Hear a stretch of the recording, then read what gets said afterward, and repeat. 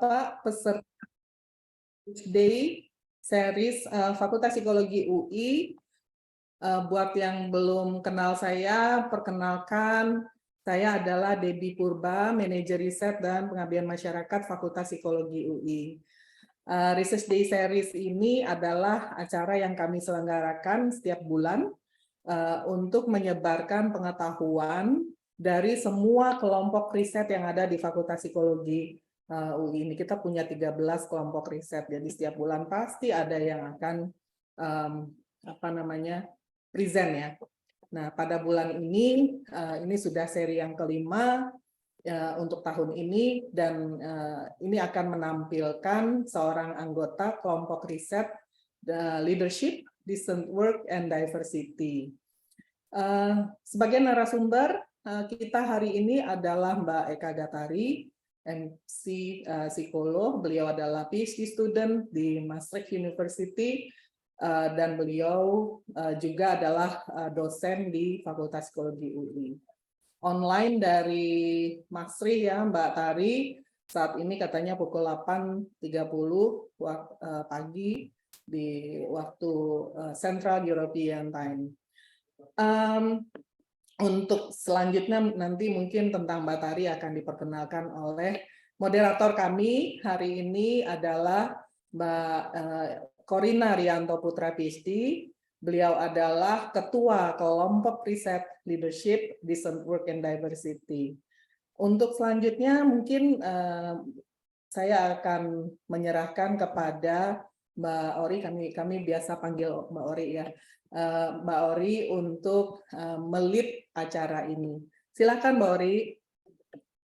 Terima kasih Ibu Manajer Riset, atau yang biasa kami panggil dengan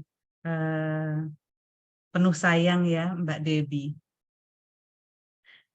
Boru Purba, tapi Mbak Debbie. Iya, harusnya Kak Debbie ya Mbak. Terima kasih untuk kesempatan yang diberikan kepada kelompok riset Leadership, Decent Work, and Diversity untuk mempresentasikan berbagi ilmu dengan Bapak, Ibu, teman-teman semua yang hadir pada saat ini. Saya juga mau mengucapkan terima kasih kepada semua partisipan yang sudah hadir. Sangat berharap bahwa partisipan bisa berinteraksi dengan kami dengan lebih interaktif, karena kami bukan hanya hadir dengan ilmu, tapi kami hadir juga dengan keinginan belajar. Kami akan belajar banyak dari pertanyaan-pertanyaan yang teman-teman partisipan sampaikan pada kami. Jadi pada hari ini semoga kita semua bisa saling belajar.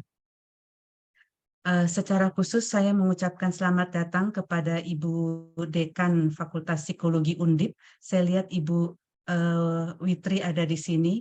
Terima kasih Ibu untuk kehadirannya. Saya mohon maaf kalau tidak kenal dan tidak melihat partisipan lain. Terima kasih Bu Corina. Terima kasih Ibu. Pada hari ini kami akan dengan bangga ya, kelompok riset kami mau memperkenalkan Mbak Eka Gatari, atau yang kami biasa panggil Mbak Tari. Mbak Tari adalah dosen psikologi UI yang sekarang sedang menyelesaikan PhD-nya di Maastricht University bersama dengan Profesor Bram Fleuren, Ute Fleurs, namanya susah sekali ya, Ute Hulscheger, dan Fred Zylstra. Nah, saya nggak ngerti saya ngomong namanya betul atau tidak. Topik risetnya Mbak Tari itu tentang pola pemulihan diri setelah bekerja. Jadi kalau dari psikologi itu sering kali meneliti tentang apa yang membuat karyawan lebih produktif, Mbak Tari kemudian mempertanyakan, oke, setelah produktivitas, bagaimana pola pemulihan dirinya? Karena kita sebagai psikolog tidak boleh menjadi servant of the capital. Kita harus menjadi servant of others, termasuk employees yang ada di perusahaan. Karena itu kami sangat bangga dengan topik risetnya Mbak Tari ini, yang kami yakin akan berdampak baik bagi pemulihan dan well-being dari employees di Indonesia. Kami harapkan Mbak Tari selesai tahun depan ya Mbak Tari ya, kalau bisa ya. Insya Allah Mbak. Amin, amin. Mbak Tari itu salah satu risetnya sudah dipublikasikan, judulnya menarik sekali, Work Hard, Snore Hard. Ya, kerja keras dan snoring. Apa ya snoring itu? Mendengkur, Mbak. Mendengkur yang keras. Jadi Mbak Tari ngomongin juga tentang pola tidur seseorang. Riset-risetnya Mbak Tari ini banyak sekali mengambil approach yang berbeda dari yang biasa kita lakukan, yaitu variable centered approach. Mbak Tari melihat lebih dari person centered. Karena itu pada kesempatan kali ini dengan bangga kami mau belajar bersama-sama dengan Mbak Tari. Kalau boleh teman-teman yang sudah hadir, kita sepakati cara kita berinteraksi, yaitu selama paparan materi, mohon teman-teman, ibu bapak yang kami hormati, untuk mematikan mic-nya, supaya kita fokus pada Mbak Tari. Kemudian selama kegiatan berlangsung, peserta boleh memberikan pertanyaan, bisa di bagian dari chat ini, bisa memberikan pertanyaan, atau mungkin bukan pertanyaan, tapi komentar-komentar. Kita di Indonesia seringkali hanya bertanya saja, tapi barangkali kita buka pada hari ini bukan hanya pertanyaan, tapi juga komentar-komentar positif, boleh disampaikan, atau ide-ide, insight-insight yang didapat. Sehingga ini sifatnya interaktif, bukan hanya satu arah dari Mbak Tari. Kalau peserta mengikuti acara ini sampai selesai, maka peserta akan mendapatkan e-sertifikat yang akan dikirimkan oleh panitia. Materi, link rekaman, dan seterusnya juga akan dikirimkan oleh panitia melalui email yang sudah didaftarkan oleh peserta. Jadi ini semua teman-teman, Bapak Ibu yang kami hormati bisa terjadi karena kerja keras dari manajer riset dan unit riset dan pengabdian masyarakat psikologi. Supaya tidak memperpanjang waktu, barang saya berikan kesempatan kepada Mbak Tari untuk presentasi, mungkin sekitar 40 atau 50 menit ya Mbak Tari ya. Memang topiknya agak berat, jadi perlu waktu untuk presentasi, tapi barangkali kita juga akan perlu waktu lebih banyak lagi untuk bertanya. Silakan Mbak Tari. Siap, Mbak. Terima kasih. Saya coba share screen ya. Terima kasih Mbak Ori, Mbak Debbie, kemudian juga unit RPM dan para partisipan yang saat ini sudah hadir. Saat ini saya akan sedikit mempresentasikan tentang apa yang saya lakukan. Ini untuk paper kedua dari disertasi saya. Pertama-tama saya akan mengenalkan sedikit tentang analisis growth mixture atau disebut juga growth mixture modeling atau disebut juga growth mixture analysis. Kurang lebih judul presentasi hari ini adalah mengungkapkan tipe perubahan perilaku yang tidak diketahui sebelumnya dengan analisis growth mixture.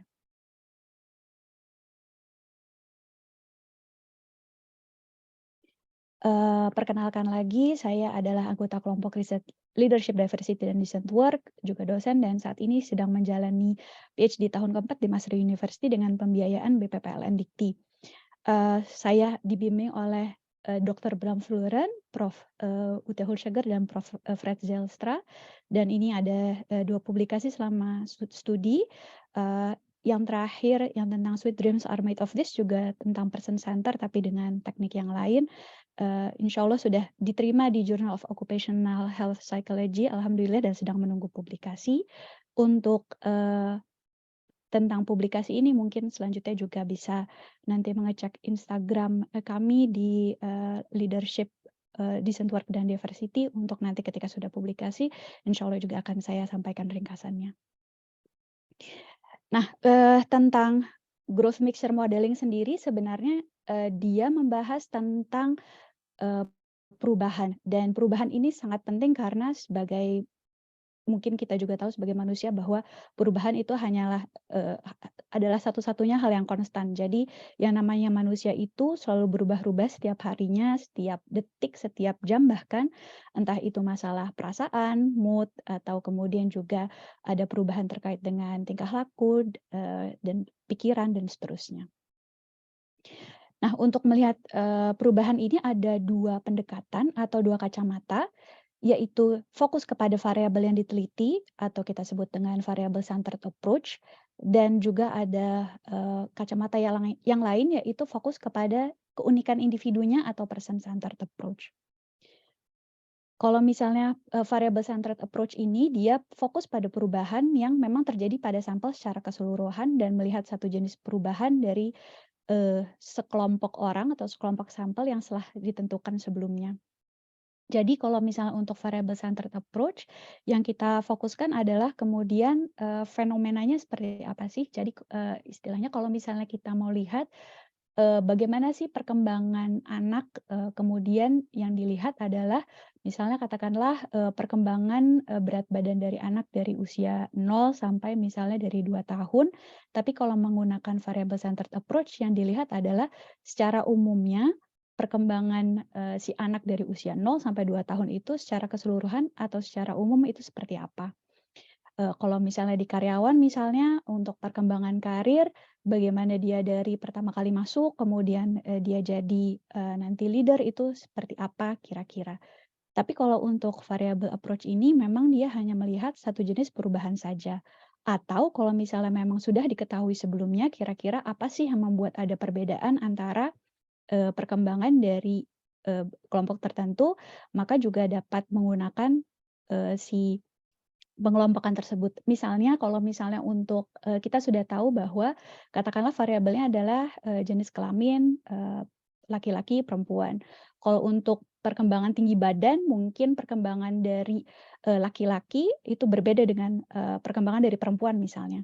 Tapi ini tetap menggunakan, pendekatan variable centered karena kita melihatnya sudah dengan, variabel yang sudah ditentukan sebelumnya yang kita percayai bahwa, si variabel ini itu nanti akan mempengaruhi perkembangan, dari dua kelompok secara berbeda. Beberapa contoh analisis statistik dengan variable centered approach, tidak hanya terkait dengan perubahan, tapi juga kalau misalnya secara umum, misalnya ada korelasi, t-test, ANOVA, regresi. Kalau misalnya untuk terkait dengan perubahan, misalnya, latent growth curve analysis, atau multi-group latent growth curve. Jadi ini semua melihat kacamatanya tadi variable centered approach. Jadi fokusnya kepada, fenomena atau variabel yang terjadi. Variable centered approach ini baik untuk melihat perubahan perilaku secara umum atau memang karena kita ingin membandingkan kelompok tertentu. Tapi manusia itu unik. Jadi jika hanya menggunakan si pendekatan berdasarkan variabel ini, maka keunikan-keunikan ini bisa terlewatkan begitu saja. Misalnya kalau misalnya tadi kita ambil contoh yang paling sederhana, untuk perkembangan anak dari usia 0 sampai 2 tahun misalnya, masing-masing anak itu katakanlah perkembangan berat badannya itu berbeda-beda. Dan sebenarnya tidak bisa ini kita samakan begitu saja. Kalau misalnya kita hanya menggunakan pendekatan berdasarkan variabel saja, maka bisa jadi ada keunikan-keunikan perkembangan, tertentu yang kemudian bisa terlewatkan begitu saja dan tidak kita ketahui. Jadi, untuk, melihat keunikan masing-masing, ada namanya person centered approach. Person centered approach ini dia memunculkan kelompok-kelompok dengan tipe perubahan yang serupa. Jadi, dari, katakanlah, sampel atau dari populasi yang kita incar, kemudian dia secara natural atau secara alami dia akan mencari, pola-pola yang, tipe-tipe perubahan yang serupa itu seperti apa. Kemudian, nanti dia akan memunculkan, ada beberapa kelompok atau beberapa subgrup atau subpopulasi yang memiliki tipe perubahan yang mirip-mirip dan kemudian kita interpretasikan. Salah satu keunggulannya adalah person centered approach ini tidak bergantung pada pengelompokan variabel tertentu. Jadi kalau misalnya tadi kita tahu bahwa, tinggi badan itu salah satu yang mempengaruhi adalah, laki-laki dan perempuan. Tapi kalau misalnya dengan person centered approach, karena dia fokusnya memunculkan kelompok yang berbeda-beda terlebih dahulu, setelah itu kemudian kita bisa explore, apa sih yang kemudian akhirnya membedakan, orang-orang sehingga, kemudian akhirnya satu orang memiliki pola perubahan seperti A dan yang lain memiliki pola perubahan seperti B. Dari situ juga, kita bisa tahu nanti kira-kira apa yang menyebabkan seseorang mempunyai pola perubahan A dan yang lain memiliki pola perubahan B. Dan kemudian dari pola perubahan tersebut, kira-kira luarannya atau outcome-nya itu seperti apa. Jadi kita tidak perlu tahu variabelnya, tapi dari si perubahan ini kemudian kita bisa akhirnya lebih tahu lebih lanjut justru apa yang dapat memprediksi dan apa yang kemudian akhirnya disebabkan atau keluaran dari si pola-pola perubahan yang berbeda ini. Ini beberapa contoh analisis statistik dengan person-centered approach, latent class analysis dan latent profile analysis bukan terkait dengan perubahan tapi terkait dengan kombinasi variabel. Dan juga ada multi-level latent profile analysis. Kalau yang terkait dengan longitudinal atau perubahan secara umum, kita menggunakan ada latent class growth analysis dan growth mixture analysis. Latent class growth analysis dan growth mixture analysis ini adalah dua hal yang akan kita bahas hari ini. Dan si growth mixture analysis ini sebenarnya latent class growth analysis ini sebenarnya mirip-mirip dengan growth mixture analysis, tapi dia merupakan versi yang paling sederhananya dari growth mixture analysis yang kemudian nanti akan saya coba jelaskan. Fungsi dari growth mixture analysis ini adalah ia memberikan kerangka untuk kemudian bisa mengidentifikasi kelompok dalam populasi tadi berdasarkan persamaan pola perubahannya. Dan setelah kita tahu kelompok dalam populasi tersebut, kita juga bisa lihat sebenarnya perbedaan-perbedaan kelompok itu seperti apa sih.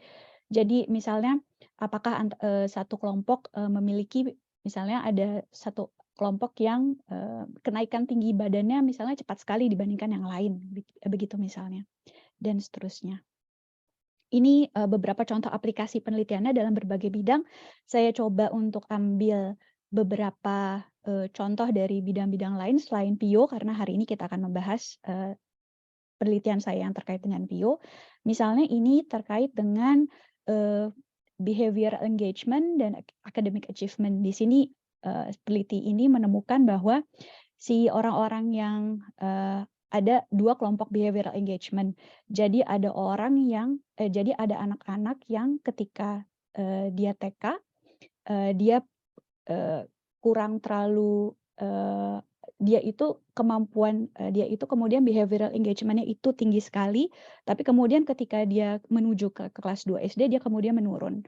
Ada juga anak-anak TK yang kemudian dia behavioral engagement-nya atau dia engagement di dalam kelasnya dia sedang dan terus-menerus tetap sedang ketika dia kemudian berada di kelas 1 dan kelas 2 SD. Dan dari dua kelompok ini ditemukan bahwa kelompok yang high decreasing ini sebenarnya rata-rata memiliki kemampuan membaca lebih tinggi, terutama sebenarnya dari anak-anak dari status ekonomi sosial bawah dan anak-anak dengan kemampuan membaca yang buruk saat TK. Tapi kalau misalnya dari sini juga dapat dilihat bahwa sebenarnya ketika dia melakukan behavioral engagement yang tinggi ketika TK, kemampuan membaca mereka sebenarnya bisa lebih baik karena bantuan dari si behavioral engagement yang tinggi tersebut ketika mereka TK. Walaupun nanti ketika di kelas 2 SD, behavioral engagement ini kemudian agak menurun. Ini contoh yang lain, ini untuk terkait dengan klinis anak, terkait dengan remaja dengan spektrum disorder autis. Di sini mereka menemukan dua kelompok, ada remaja dengan autis yang memiliki skor tingkah laku adaptif yang agak rendah, kemudian meningkat seiring dengan berjalannya waktu. Tapi ada juga kelompok remaja yang skor tingkah laku adaptifnya rendah dan tidak menunjukkan peningkatan, jadi stabil begitu-begitu saja. Yang kemudian skor tingkah lakunya kemudian meningkat seiring dengan berjalannya waktu, rata-rata lebih muda, IQ-nya lebih tinggi, memiliki symptom severity yang memang lebih rendah. Tapi yang menarik adalah mereka menemukan bahwa si remaja dengan autis ini ketika mereka berada di sekolah dengan kualitas yang lebih tinggi, mereka bisa mampu beradaptasi tadi meningkat seiring dengan berjalannya waktu, dan faktor dari berada di sekolah dengan kualitas yang lebih tinggi ini bahkan lebih berkontribusi terhadap adaptasi ini di atas dari usia mereka, IQ mereka, ataupun symptom severity mereka. Ini contoh lain terkait dengan chronic political violence di Palestina.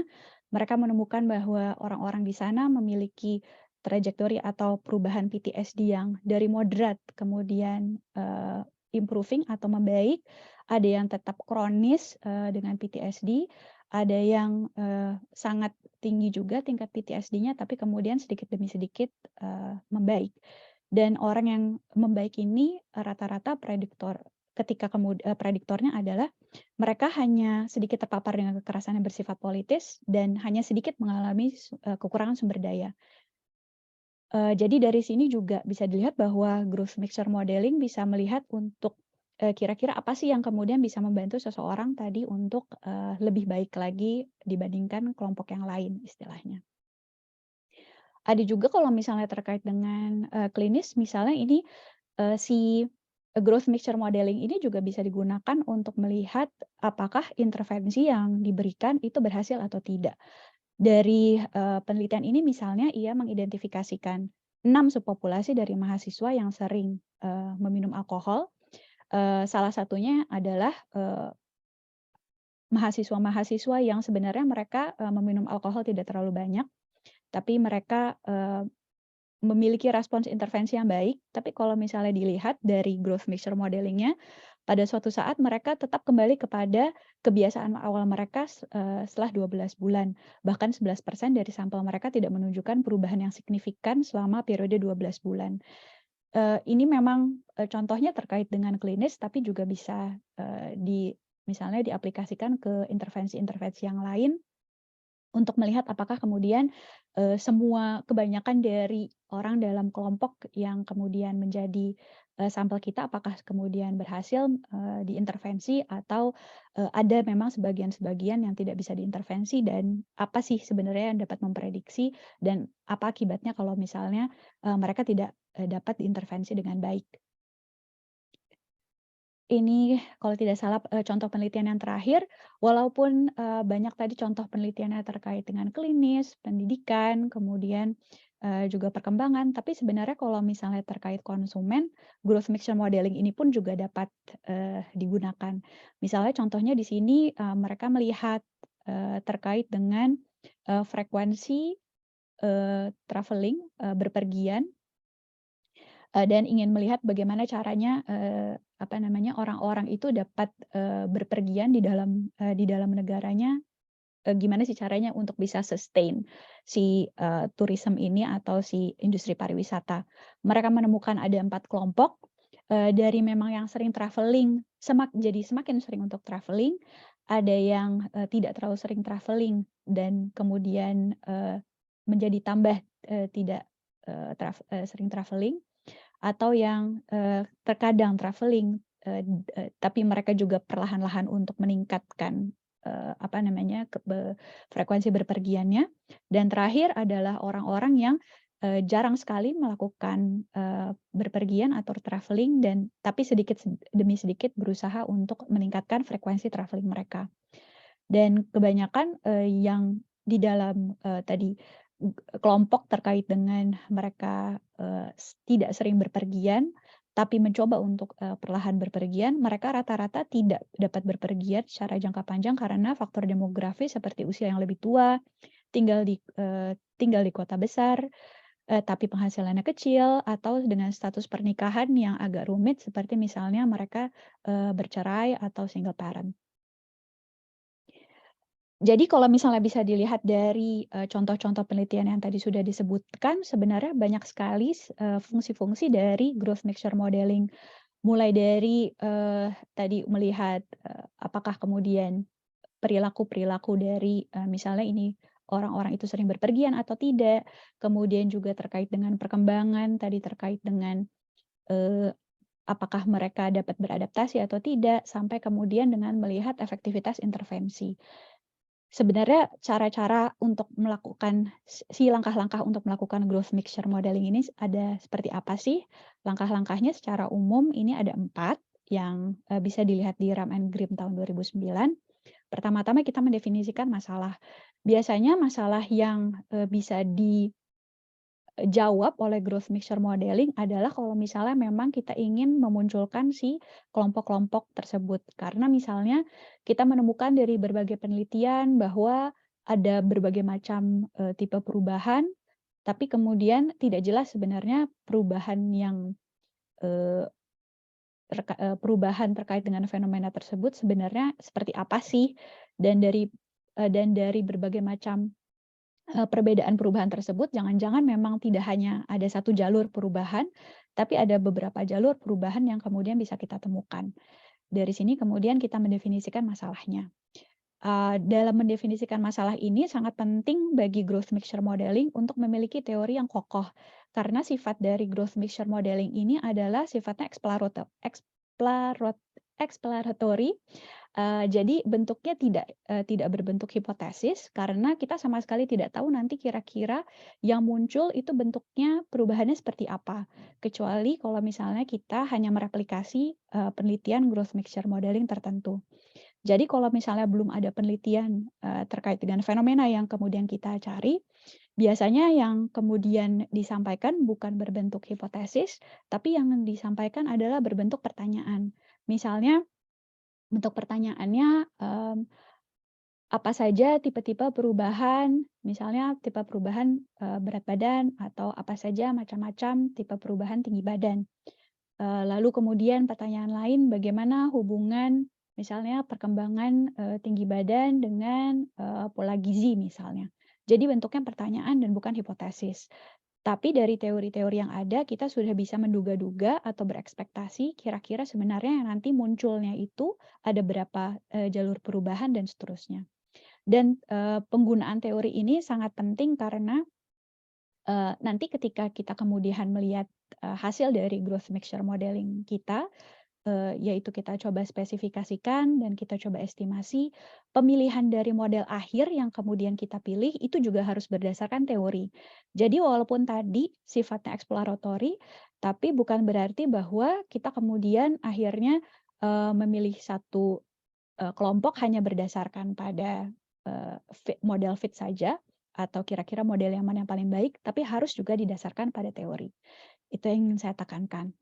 Lalu kemudian ada spesifikasi model dan estimasi model. Spesifikasi model nanti kita tentukan kita kira-kira mau melihat pola perubahan itu variasinya apa aja, nanti setelah ini saya akan jelaskan. Lalu kemudian apakah kita mau ada restriksi parameter-parameter tertentu, saya tidak terlalu bahas di sini karena terlalu teknis statistik, tapi ada beberapa pilihan yang kemudian bisa kita tentukan ketika mencoba menspesifikasi model. Kemudian kita running estimasi modelnya, dari hasil model tersebut kemudian kita seleksi model-modelnya berdasarkan model fit tertentu. Karena growth mixture modeling ini dia sebenarnya turunannya dari SEM asalnya, jadi mungkin Bapak Ibu yang sudah familiar dengan SEM tahu sedikit tentang pemilihannya seperti misalnya AIC, BIC, atau sabik yang lebih kecil. Lalu kemudian ada juga kita sebutnya ada LRT dan BLRT yang sebisa mungkin signifikan dan seterusnya. Ini tadi variasi model perubahan yang saya sebutkan. Jadi dari teori yang kita dapat atau misal dari penelitian sebelumnya tentang perubahan terkait dengan variabel tertentu, kita sudah bisa kira-kira nih kita mau menspesifikasi modelnya seperti apa. Apakah mau nanti perubahan sifatnya linear? Linear ini artinya dia dengan satu garis lurus atau misalnya meningkat dari bawah ke atas atau misalnya menurun dari atas ke bawah. Atau kita mau melihat variasi model perubahannya sifatnya kuadratik atau parabola. Jadi pada suatu saat dia akan meningkat, tapi pada time point atau pada waktu tertentu dia akan menurun, atau kebalikannya. Pada suatu saat dia naik, kemudian turun, tapi kemudian naik lagi. Bisa juga kita spesifikasi model dengan modeling yang sifatnya piecewise.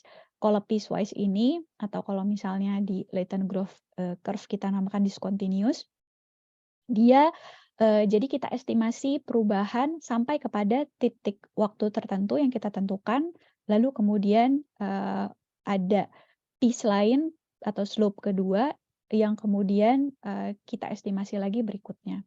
Piecewise ini baik ketika kalau misalnya kita tahu titik waktu atau turn back atau titik balik apa yang kemudian mau kita model.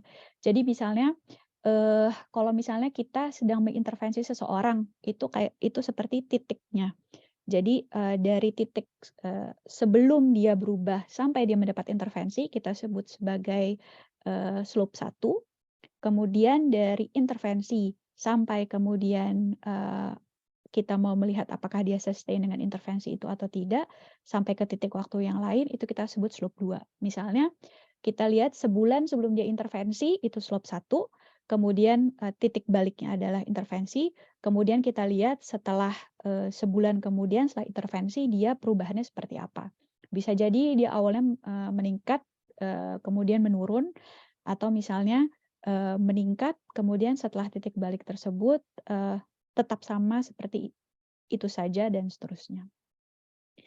Dan terakhir adalah latent basis. Kalau latent basis ini kita hanya ada 2 titik. Titik pertama tempat kita kemudian melihat tempat kita pertama kali mengukur perilaku, kemudian titik terakhir di mana kita selesai melihat perubahan tersebut, dan kemudian di tengah-tengahnya itu mereka boleh bentuknya mau nanti naik, turun, atau naik, turun, itu kita sebut dengan latent basis. Jadi ada 4 macam model perubahan yang bisa kita lakukan. Linear, yaitu hanya meningkat, menurun. Kuadratik, dia meningkat atau dia meningkat pada satu titik kemudian dia menurun. Atau kebalikannya, pada suatu titik dia naik tapi terus begitu dia turun, kemudian naik lagi, jadi sifatnya non-linear. Atau kita bisa pakai piecewise, kita tentukan satu titik di mana ada semacam titik balik, yang kemudian sebelum titik balik itu kita sebut katakanlah slope 1, dan setelah titik balik kita sebut slope 2. Dan yang terakhir adalah latent basis, di mana kita hanya melihat titik pertama dan titik terakhir, kemudian di tengah-tengahnya bentuk perubahannya itu terserah apa yang kemudian diperlihatkan oleh datanya. Hal-hal yang lain yang juga perlu diperhatikan adalah ini yang juga agak berat, sampel sebaiknya disarankan 200 sampai 250, ini typo, jadi 200 sampai 250, tapi sebaiknya lebih dari 300, bahkan ada yang sampai menyarankan 1.200, tergantung dari kompleksitas datanya. Semakin banyak time point yang kemudian kita ambil, maka semakin sedikit persyaratan dari si sampel ini. Jadi kalau misalnya kita menggunakan sampel yang terlalu sedikit, takutnya nanti ada perubahan-perubahan atau tipe perubahan yang kemudian bisa kita yang kemudian tidak terlihat, bukan karena memang tidak ada pola perubahan tersebut, tapi karena sampelnya terlalu kecil. Kemudian juga hal yang lain yang perlu diperhatikan adalah apalagi kalau sampel kita kecil, akan semakin sulit untuk mendapatkan model convergence atau kita bisa mengetahui model yang tepat seperti apa. Jadi nanti dia akan kasih taunya error.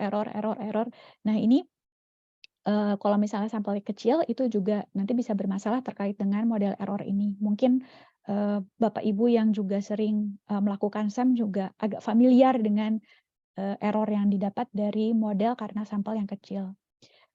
Kalau misalnya di dalam growth mixture model, kalau misalnya kita ada beberapa spesifikasi atau parameter yang kemudian bisa direstriksi seperti tadi yang saya sebutkan. Jadi ada model yang paling kompleks sampai kemudian alternatifnya bisa kita restriksi satu persatu sampai ada sekitar 6 atau 7 alternatif yang kemudian bisa kita coba. Jadi ketika running growth mixture ini agak sedikit lama memang karena nanti kemudian kita harus tentukan sebenarnya tipe bentuk perubahan yang kita mau seperti apa. Tadi yang paling cocok bentuknya linear atau piecewise atau quadratic atau latent basis. Lalu kemudian nanti kalau misalnya modelnya tidak converge ya kita mesti harus mencoba berbagai approach atau berbagai alternatif. Yang paling simple dengan parameter yang paling sedikit yaitu dengan latent class growth analysis. Kemudian indikator model fit juga kadang-kadang sering saling bertentangan satu sama lain, tapi kalau misalnya di sini advice-nya adalah tipsnya adalah dilihat dari indikator model BLRT dilanjutkan dengan BIC dan yang jelas dapat diinterpretasikan dengan teori. Ini agak sedikit ngawang-ngawang tapi nanti dari contoh moga-moga bisa lebih jelas ya Bapak Ibu. Ini program statis yang paling sering digunakan, SAS, M+, untuk R sekarang dia sudah bisa, tapi yang paling populer adalah M+. Tapi kalau misalnya Bapak Ibu butuh yang gratis, untuk packaging R dia sudah ada, tapi sekarang, masih relatif baru, dikembangkan panduan-panduannya. Jadi kalau yang paling sering ada panduannya itu adalah program statistiknya M+. Ini sedikit rekomendasi bacaan karena, tadi mungkin Bapak Ibu sudah bisa menangkap bahwa ini analisis yang cukup kompleks, tidak mungkin saya jelaskan hanya dalam waktu, 2 jam. Jadi ini ada beberapa rekomendasi bacaan, nanti, slide akan diberikan oleh admin ketika memberikan sertifikasi kepada, Bapak Ibu. Ini ada beberapa rekomendasi bacaan terkait dengan pengenalan, hal-hal yang khusus seperti yang tadi sudah saya sebutkan. Kemudian, sintaksnya atau panduannya satu persatu, di sini tinggal Bapak Ibu lihat, copy paste dan kemudian diadaptasikan dengan, penelitian yang Bapak Ibu ingin lakukan. Ini kemudian akan saya jelaskan sedikit tentang penelitian saya. Mbak Ori, apakah, perlu kita, sudahi untuk pertanyaan dulu sebelum saya lanjutkan lagi atau bagaimana enaknya, Mbak? Itu ya, Tari ya. Mungkin saya secara umum saja ya, tergantung pesertanya juga. Barangkali apa yang Tari sampaikan tadi itu baru akan jelas setelah contoh. Tapi kalau ada yang mau bertanya, apakah ada yang mau raise hand?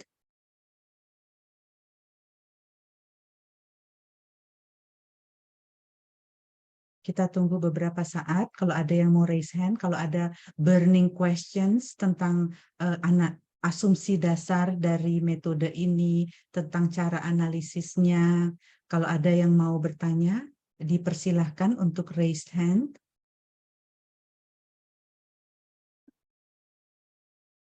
Ini memang baru ya Tari ya, karena baru jadi saya pikir juga mungkin kedalaman atau aplikasi dari metode ini akan lebih jelas kalau sudah ada contoh. Barangkali Siap, Tari Mbak. boleh lanjut. Silakan. Baik, terima kasih banyak Mbak Ori. Saya lanjut, kalau untuk penelitian saya sendiri, working title-nya adalah Different Types of Morning and Fatigue Change Patterns. Dalam bahasa Indonesia berarti beberapa tipe-tipe kelelahan pagi dan malam, ini malamnya hilang. Beberapa tipe-tipe tipe-tipe yang bervariasi dari kelelahan pagi dan malam dari seorang karyawan. Sedikit disclaimer bahwa penelitian ini masih belum final dan belum melewati proses peer review dan hasil akhirnya mungkin berbeda. Mohon untuk tidak mensitasi penelitian ini terlebih dahulu karena tadi seperti yang saya sebutkan ada beberapa alternatif atau approach yang kemudian, bisa ditentukan dalam, melakukan analisis ini dan setelah melihat hasilnya saya melihat bahwa ada kemungkinan untuk saya ingin mencoba, approach yang lain, tapi ini akan saya coba, tetap jelaskan sebagai contoh. Background dari penelitian saya ini adalah, saya merasa bahwa melihat, perubahan itu sangat penting, terkait dengan perubahan kelelahan karena hal-hal yang buruk karena kelelahan di tempat kerja semakin banyak terjadi. Mungkin Bapak Ibu pernah mendengar bahwa, setelah pandemi tingkat burnout itu makin lama makin tinggi.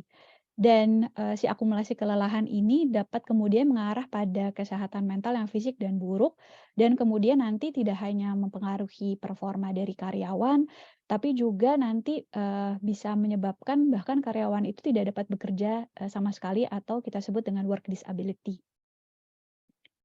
Jadi, penting, rasanya agar kita juga dapat memahami dinamika kelelahan, agar kemudian kita tahu sebenarnya kira-kira bagaimana sih kelelahan itu dapat, berkembang di dalam diri karyawan, apakah memang, kelelahan ini kemudian bisa meningkat karena suatu hal atau kemudian menurun karena suatu hal dan lain-lain dan seterusnya.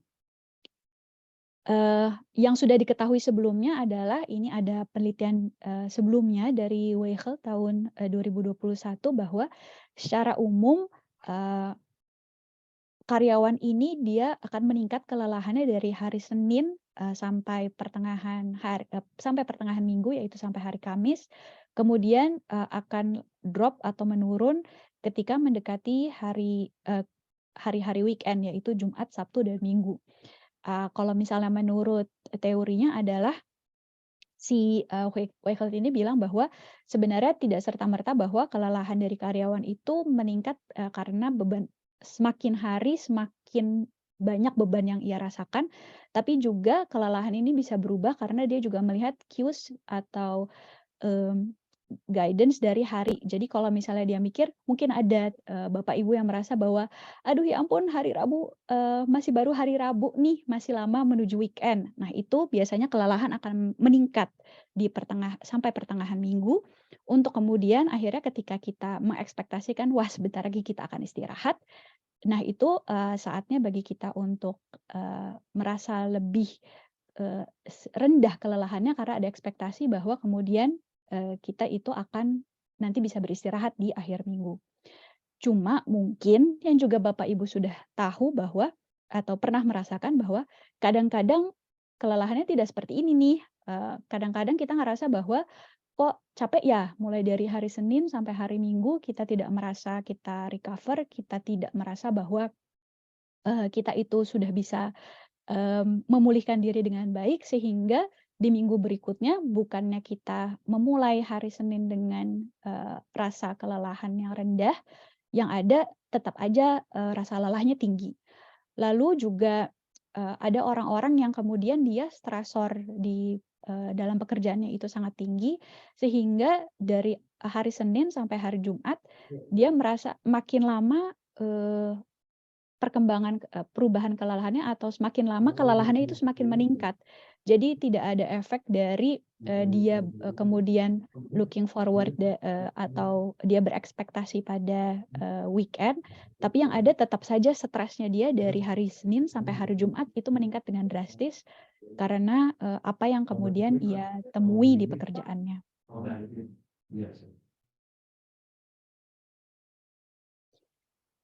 Jadi dari hal itu ada research gap nih atau ada hal-hal yang masih belum diketahui, yaitu mungkin ada dinamika kelelahan yang masih belum diketahui, dan juga penelitian-penelitian sebelumnya biasanya melihat kelelahan ini secara umum, padahal dinamika kelelahan pagi setiap harinya berbeda dengan kelelahan malam.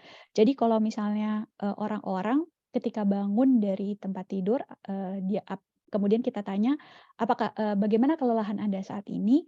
Mungkin dia kelelahannya atau dinamikanya itu lebih karena apakah dia mampu beristirahat di malam hari, apakah dia mampu tidur dengan baik. Dan ini dinamika perharinya mungkin jadi berbeda dengan dinamika kelelahan malam yang mungkin kebanyakan penyebabnya lebih karena stresor atau hal-hal yang membuat stres di tempat kerja. Jadi dinamika antara sisi kelelahan pagi kemudian sebenarnya berbeda dengan kelelahan malam, tapi kemudian juga belum dilihat secara terpisah. Jadi ini dua hal yang ingin saya lihat lebih lanjut, dan saya menggunakan growth mixture modeling dengan sifatnya latent basis. Jadi kalau tadi Bapak Ibu ingat, latent basis adalah dari titik 10, ini adalah bagi saya adalah hari Senin minggu pertama, kemudian titik terakhirnya adalah hari Minggu di minggu kedua, jadi saya menggunakan 2 minggu, dan sisanya terserah mereka bentuknya mau seperti apa. Karena tadi kita tidak tahu apakah nanti bentuknya akan naik, turun, apakah kemudian naik, turun, bentuknya seperti apa, kita tidak tahu. Ini adalah tujuan secara umum, jadi menemukan apakah ada variasi pola harian untuk dinamika kelelahan pagi dan malam dan periode 2 minggu, bersama dengan saya juga ingin tahu tentang prediktor dan luarannya seperti apa. Ini variabelnya, jadi nanti pertama-tama adalah saya mencoba menemukan dulu dengan growth mixture modeling kelompok variasi dinamika harian dari kelelahan pagi, dan kelompok yang kedua adalah kelompok variasi dinamika harian dari kelelahan malam. Ini masing-masing saya model. Kemudian dari situ berdasarkan model job demands control, saya mencoba melihat prediktornya adalah beban kerja dan kontrol kerja, apakah kemudian dia nanti akan mempengaruhi apakah seseorang akan memiliki dinamika yang berbeda entah di pagi hari atau di malam hari. Dan kemudian terakhir saya juga melihat luarannya, yaitu kelelahan berkepanjangan atau prolong fatigue dengan burnout. Jadi apakah ada kelompok-kelompok tertentu yang kelelahan berkepanjangannya atau burnout-nya itu lebih tinggi daripada kelompok yang lain. Metodenya adalah snowball sampling dengan karakteristik karyawan Indonesia yang bekerja full time dan bekerja seperti karyawan pada umumnya 9 to 5 dengan jumlah sampel yang terkumpul dari 367 yang kemudian akhirnya bisa saya gunakan. Saya menggunakan minimum mereka 1 kali mengisi survei pagi dan malam dan jumlah sampel akhirnya adalah 296. Ini adalah prosedurnya, jadi yang pertama-tama saya lakukan adalah saya mengukur prediktor tadi beban kerja dan kontrol kerja di baseline dan juga menanyakan tentang demografis di baseline. Mereka boleh menyelesaikan kapanpun dan survei hariannya akan dimulai hari Senin di minggu depannya setelah mereka mengisi baseline. Jadi mereka boleh mengisi hari Senin, Selasa, Rabu, Kamis, Jumat, tapi semua akan selalu dimulai per gelombang, semua dimulai dengan hari Senin. Sebenarnya pengambilan datanya ada 21 hari, tapi saya fokus ke 14 hari saja. Untuk pengukuran kelelahan pagi bisa diisi dari jam 5 sampai jam 1 siang. Kemudian untuk kelelahan malam bisa diisi dari jam 7 malam sampai jam 3 pagi. Dan secara umum rata-rata 7 hari setelah survei harian yang terakhir selesai, jadi di 7 hari setelah hari ke-14 itu saya mengukur finalnya survei final yang mengukur luaran dari yang tadi sudah saya sebutkan, yaitu prolong fatigue dan burnout. Ini proses yang dilakukan, mengulangi kembali, saya coba estimasi model, kemudian saya pilih model terbaik, kemudian saya lakukan analisis prediktor dengan menggunakan yang namanya R3STAB, dan analisis outcome yang saya gunakan adalah namanya Do3STAB. Ini Bapak Ibu pemilihan profil pagi yang saya lihat di sini ada log likelihood-nya yang saya lihat adalah utamanya adalah BLRT tadi.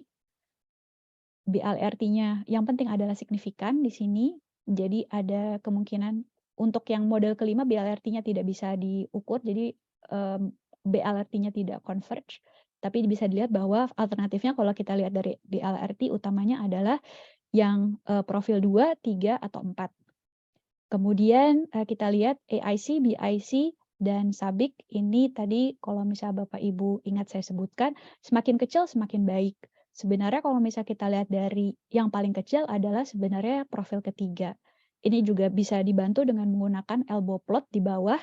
Jadi kita bisa lihat penurunan paling signifikan ada dari hanya 1 profil, tapi yang profil hanya dengan 2 profil itu yang paling signifikan perubahan pengecilan AIC, BIC, dan SABIC-nya, dan setelah itu cenderung flat atau tidak berubah. Kemudian kalau misalnya dilihat dari LRT, sebenarnya yang signifikan itu hanya yang profil kedua. Dan kalau misalnya kita lihat dari entropi ini adalah kemampuan dari profil tersebut untuk membedakan satu orang dengan orang lain. Jadi semakin tinggi entropinya, semakin baik satu orang itu mudah untuk dikelompokkan di satu kelompok. Jadi istilahnya dia nggak abu-abu apakah di kelompok A, apa B, apa C. Jadi pasti di satu kelompok, semakin tinggi semakin baik. Jadi kalau misalnya Bapak Ibu lihat di sini, ini memang agak rumit karena kalau misalnya kita lihat dari BLRT saja ada 3 kelompok. Tapi kalau misalnya dilihat dari LRT-nya, sebenarnya yang paling baik adalah yang 2. Tapi kalau misalnya kita lihat BIC-nya, sebenarnya yang paling baik adalah yang ketiga. Jadi yang mana nih yang bisa kita pilih istilahnya. Kemudian kita lihat lagi, kita coba model masing-masing kelompoknya. Ini agak kecil tapi saya rasa perlu diperlihatkan semua untuk bisa dibandingkan. ini yang dasarnya yang hanya satu profil, ini kalau dilihat agak mirip dengan kelelahan yang ditemukan oleh Weichelt. Jadi naik ke atas kemudian turun ke bawah, ke weekend, naik ke atas kemudian turun ke bawah. Terus udah gitu tadi yang kemudian kita bisa tentukan, kita kira-kira kalau kita lihat dari BLRT-nya saja, mau yang 2 atau yang 3 atau yang 4. Nah, di sini tadi seperti yang sudah saya tekankan bahwa teori ini sangat berperan penting sekali. Jadi kalau misalnya kita lihat bahwa sebenarnya kalau misalnya secara teoritis, yang 4 itu yang paling bisa menunjukkan banyak variasi dan secara teoritis itu masuk akal. Jadi kalau kita lihat lebih dekatnya lagi, ini ada kelompok kelelahan yang pagi, ini adalah ada yang tinggi, dia agak sedikit recover sedikit nih setelah weekend di sini, tapi kemudian dia ya tetap saja relatif lebih tinggi daripada yang lain. Jadi ini saya namakan kelompoknya kelompok kelelahan yang tinggi. Yang kedua, ini ada yang kelompok kelelahannya dia begitu-begitu saja, jadi dia sedang-sedang saja, tapi bahkan ketika dia weekend pun juga kelelahannya juga tetap seperti itu. Ini ada kelompok yang kelelahannya cenderung juga sedang, tapi entah bagaimana caranya, terutama ketika weekend dia bisa kemudian recover, dia bisa beristirahat dengan baik di sini, sehingga kemudian di minggu berikutnya dia cenderung kelelahannya itu relatif sedikit lebih rendah. Dan yang terakhir ada kelompok yang mau dari dia Senin minggu pertama sampai terakhir kelelahannya cenderung lebih rendah daripada yang lain. Jadi karena ini juga make sense secara teoritis, jadi akhirnya profil inilah kemudian yang akhirnya kami pilih.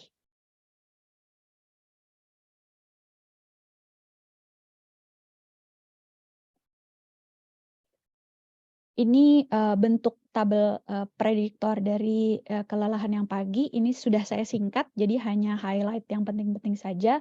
Jadi bahwa yang penting di sini bisa dilihat bahwa sebenarnya yang membedakan adalah beban kerja. Jadi kalau misalnya kita lihat dengan menggunakan grafik, intinya adalah orang yang dengan kelelahan pagi itu dia kelelahannya rendah, biasanya dia juga beban kerjanya lebih rendah dibandingkan yang lain. Jadi kalau misalnya mau bisa masuk ke dalam kelompok ini, artinya beban kerjanya harus lebih rendah dibandingkan yang lain.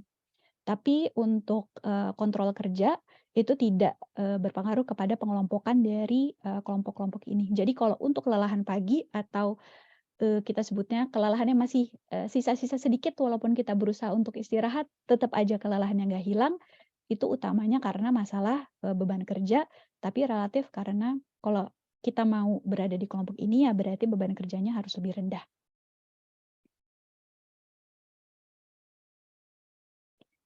Ini bentuk klasik dari tabel untuk memunculkan luaran dari kelelahan pagi. Di sini uniknya bahwa ya memang sudah bisa kita prediksi bahwa yang kelompok yang rendah tentunya dia lebih sedikit punya kelelahan berkepanjangan dan simptom-simptom yang terkait dengan burnout.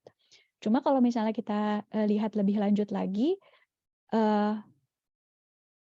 kalau misalnya kita lihat ini si kelompok yang paling rendah ini dia dia berbeda atau dia lebih rendah dibandingkan kelompok yang lain terkait dengan kelelahan berkepanjangan dan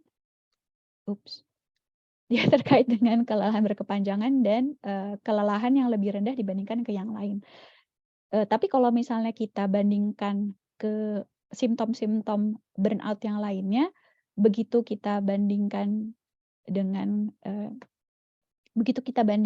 mental distance atau apakah orang itu cenderung untuk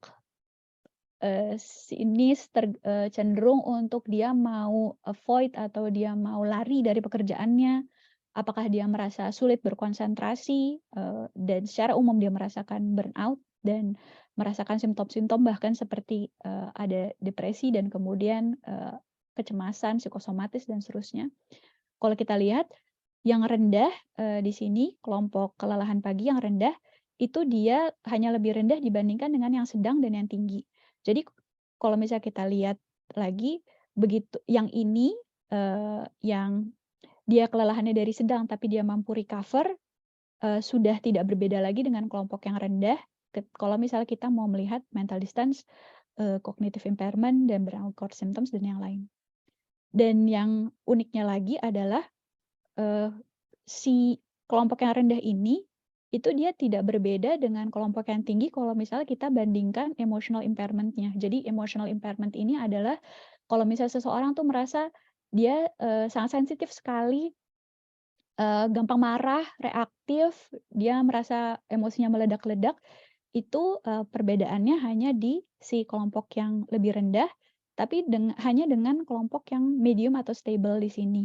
Jadi kalau misalnya kita lihat ke yang tadi tinggi, tapi dia sedikit bisa recover di hari Minggu walaupun tidak terlalu signifikan, emotional impairment-nya sudah tidak berbeda, tapi yang berbeda hanya 2 ini saja, yang sama-sama stabil, cuma yang ini stabil rendah, tapi yang ini stabil yang tinggi. Begitu. Jadi memang agak sedikit, bisa Bapak Ibu lihat agak sedikit kompleks, interpretasinya, tapi dari sini juga bisa didapatkan hal-hal yang kemudian menarik untuk ditelaah atau diinterpretasikan lebih lanjut. Ini untuk yang profil kelelahan malam. Untuk profil kelelahan malam saya akan cepat saja menjelaskan. Ini tadi dengan proses yang kurang lebih sama seperti yang kelelahan pagi, ini kita menemukan ada 4 lagi, yang A, kemudian C, kemudian D, ini semua kualitasnya mirip, tapi secara kuantitas dia berbeda. Ada yang tinggi, rendah, ada yang tinggi, sedang, dan rendah. Tapi secara kualitas ada satu profil yang berbeda di sini, yaitu dia cenderung sedang, tapi ketika dia weekend, dia mampu untuk recover bahkan jauh lebih baik daripada kelompok yang tadi kelelahan malamnya sedang. Jadi saya sebutnya ada kelompok yang tinggi kecil, ada yang sedang kecil, maksudnya kecil recovery-nya atau pemulihan dirinya, ada yang sedang tapi pemulihannya besar, kemudian ada yang rendah tapi rate pemulihannya kecil. Untuk prediktor, ini juga saya cepat saja, yang bisa membedakan adalah yang rendah juga beban kerjanya lebih rendah daripada yang lain. Tapi secara otonomi atau kontrol kerja, si yang sedang ini itu lebih tinggi daripada yang lain. Jadi ketika dia mampu untuk recover, kontrol yang bisa salah satu yang bisa memprediksinya adalah kontrol kerjanya itu lebih tinggi daripada yang di bawah ini, yang kelelahan bawah atau yang kelelahan tinggi, walaupun tidak berbeda dengan yang sedang tadi. Ini sedikit luarannya, ini juga cukup unik karena kalau misalnya bisa dilihat di sini, untuk yang rendah dan kecil, dia paling rendah terutama tadi lagi-lagi yang bisa membedakan hanya si kelelahan berkepanjangan dan si exhaustion atau kelelahan yang cukup besar dibandingkan dengan kelompok-kelompok yang lain. Cuma kalau misalnya kita lihat mental distance tadi, apakah orang cenderung untuk ingin avoiding atau ingin menghindari pekerjaannya, yang paling rendah justru mental distance-nya adalah si kelompok yang tadi sedang dan besar. Jadi ini adalah orang-orang yang relatif cenderung dia ya mau mengerjakan pekerjaannya ketika dia bisa, walaupun kelelahannya tadi sedang, tapi ketika dia mampu untuk recover dengan sangat baik ketika di weekend, dia cenderung untuk mau untuk menghadapi pekerjaan dengan baik, tidak terlalu sinis kepada pekerjaannya dan seterusnya, dibandingkan dengan orang-orang yang tadi rate recovery-nya di weekend kecil, tapi dia juga kelelahannya tetap tingkatannya sedang atau tinggi. Lalu untuk yang lain juga, untuk yang juga cukup unik di sini adalah kalau untuk cognitive impairment, tadi susah untuk fokus, kemudian susah untuk kemudian berkonsentrasi dan seterusnya. Yang berbeda hanya kelompok yang rendah dengan rate-nya kecil, kemudian berbeda dengan yang tadi yang sedang dengan kecil. Uniknya adalah ini tidak terlalu berbeda dengan justru yang tinggi tapi kecil. Ini yang nanti perlu saya pikirkan atau bahas lebih lanjut kalau nanti dengan pendekatan yang lain hasilnya kurang lebih akan sama. Ini tadi sudah kita bahas secara umum. penutupnya intinya adalah seperti ini. Analisis growth mixture modeling ini sebenarnya bisa memahami ragam dinamika suatu variabel dalam jangka waktu tertentu. Dan tadi yang seperti Bapak Ibu lihat bahwa cukup kompleks growth mixture modelingnya, tapi dari sini juga kita bisa lihat bermacam hal seperti kita coba bisa memahami efektivitas intervensi, kita bisa menentukan kelompok yang beresiko seperti apa. Kalau kita lihat tadi berarti kelompok yang beresiko tidak hanya kelompok yang dia kelompok yang tinggi, tapi sebenarnya kelompok yang sedang, tapi dia terus-menerus berada di tingkat kelelahan yang sedang pun juga sebenarnya termasuk kelompok yang beresiko. Dan kemudian kita juga mengevaluasi keadaan saat ini itu seperti apa dan sebagainya. Kira-kira demikian, Mbak Ori, ini kontak saya kalau misalnya ada Bapak Ibu yang ingin bertanya atau mencoba untuk melakukan growth mixture modeling ini juga dengan M+, insya Allah saya bisa bantu sebisa saya. Ini kontaknya dan ini sedikit referensi. Demikian, Mbak. Terima kasih banyak Tari untuk presentasinya. Mungkin Tari bisa minum dulu ya, udah ngomong lebih dari 40 menit rasanya udah haus ya.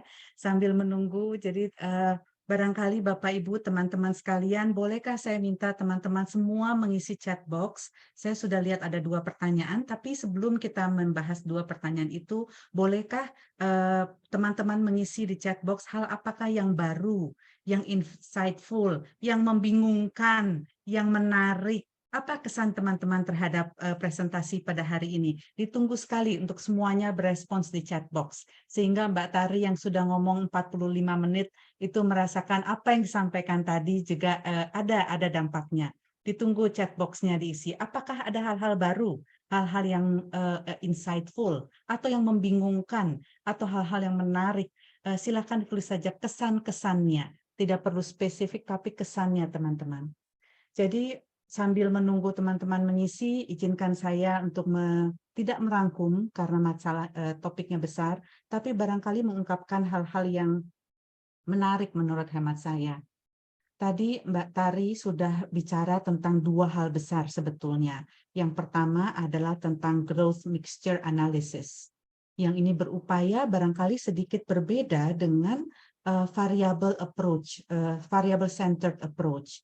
Yang variable centered approach kita hanya melihat satu ke satu barangkali ya, sehingga kalau dilihat variasi model perubahannya berarti cenderung linier gitu ya. Dulu sekali zaman teman-teman yang hadir di sini banyak kan belum lahir, zaman saya kuliah dulu itu kita bicara linier gitu ya, linier perubahan dari satu variabel ke variabel lain.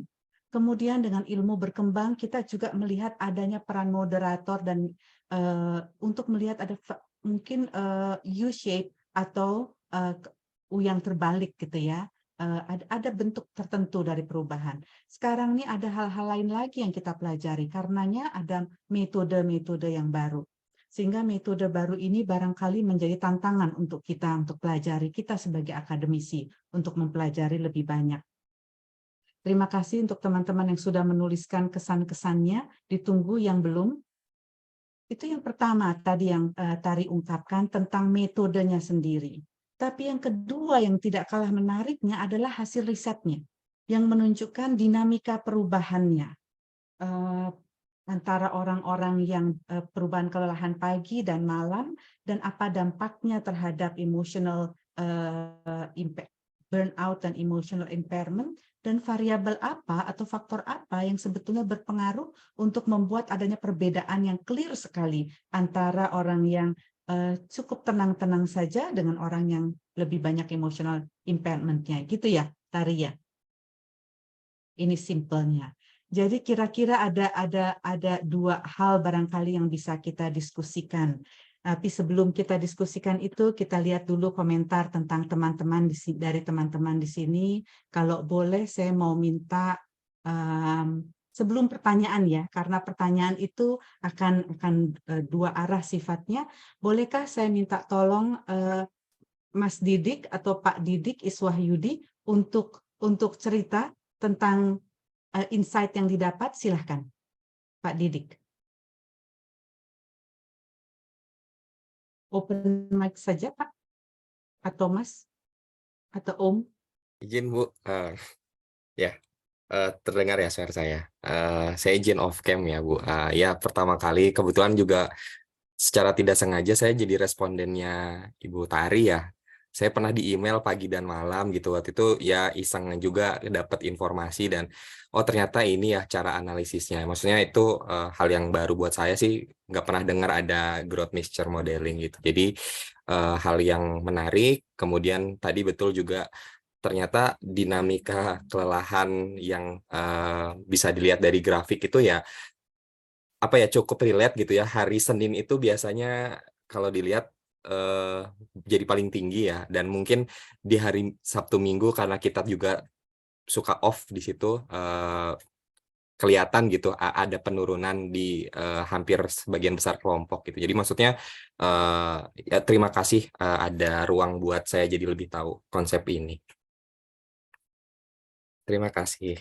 Ya, terima kasih Mas Didik. Senang sekali ya ada partisipan yang kemudian bicara. Untung aja Mas Didik nggak bilang bahwa risetnya memberikan tambahan kelelahan ya. Untung aja. Ya, terima kasih Bapak Ibu yang sudah kemarin berpartisipasi. Saya sangat berterima kasih sekali karena ini jadi 2 paper insya Allah.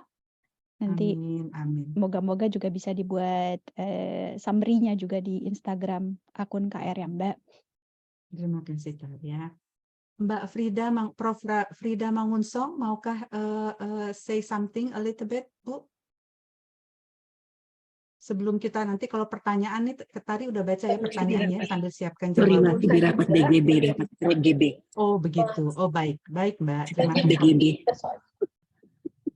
Kalau begitu, bolehkah saya minta tolong Mbak Eva, sharing sedikit apa yang didapatkan. Baik, terima kasih Mbak Ori.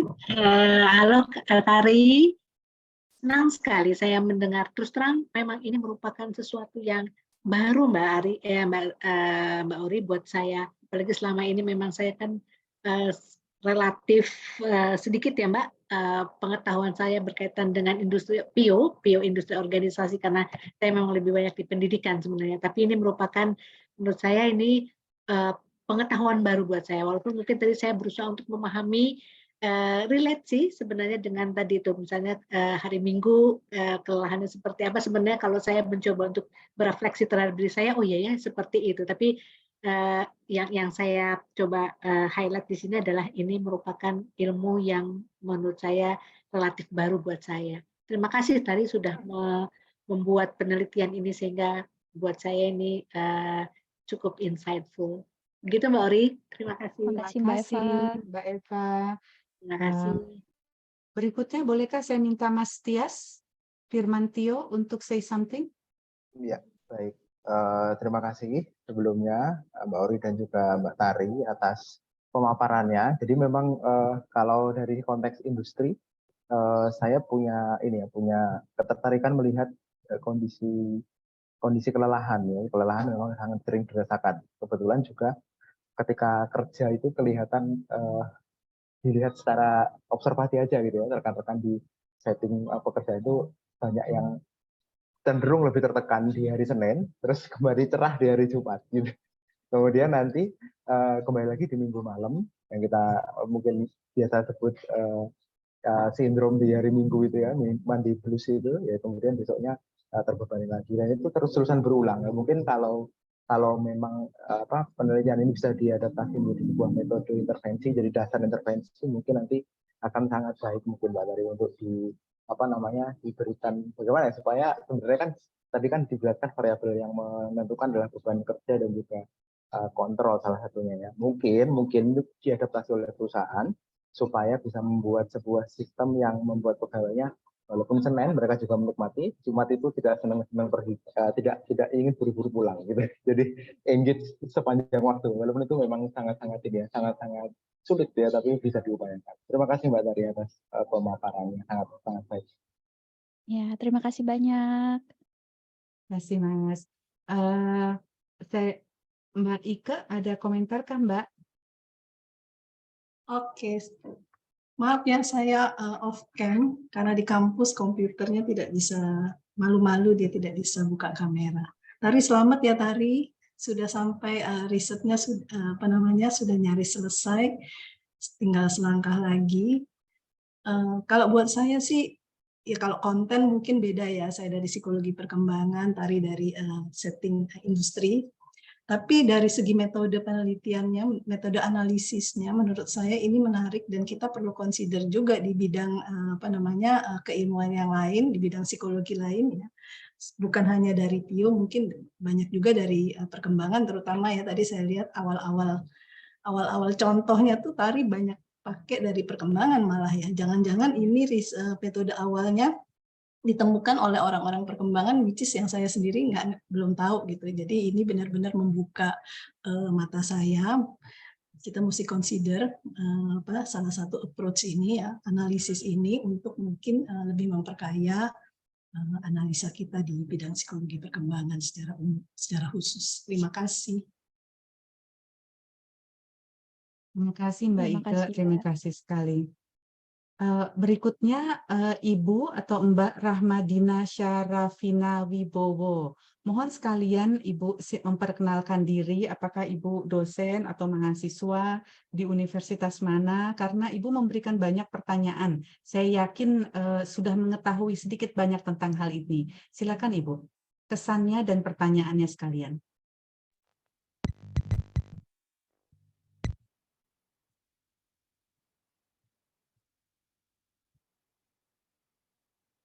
Belum terdengar Ibu? Mahasiswa baru. Oh, Oh, silakan diulangi. oh ya maaf.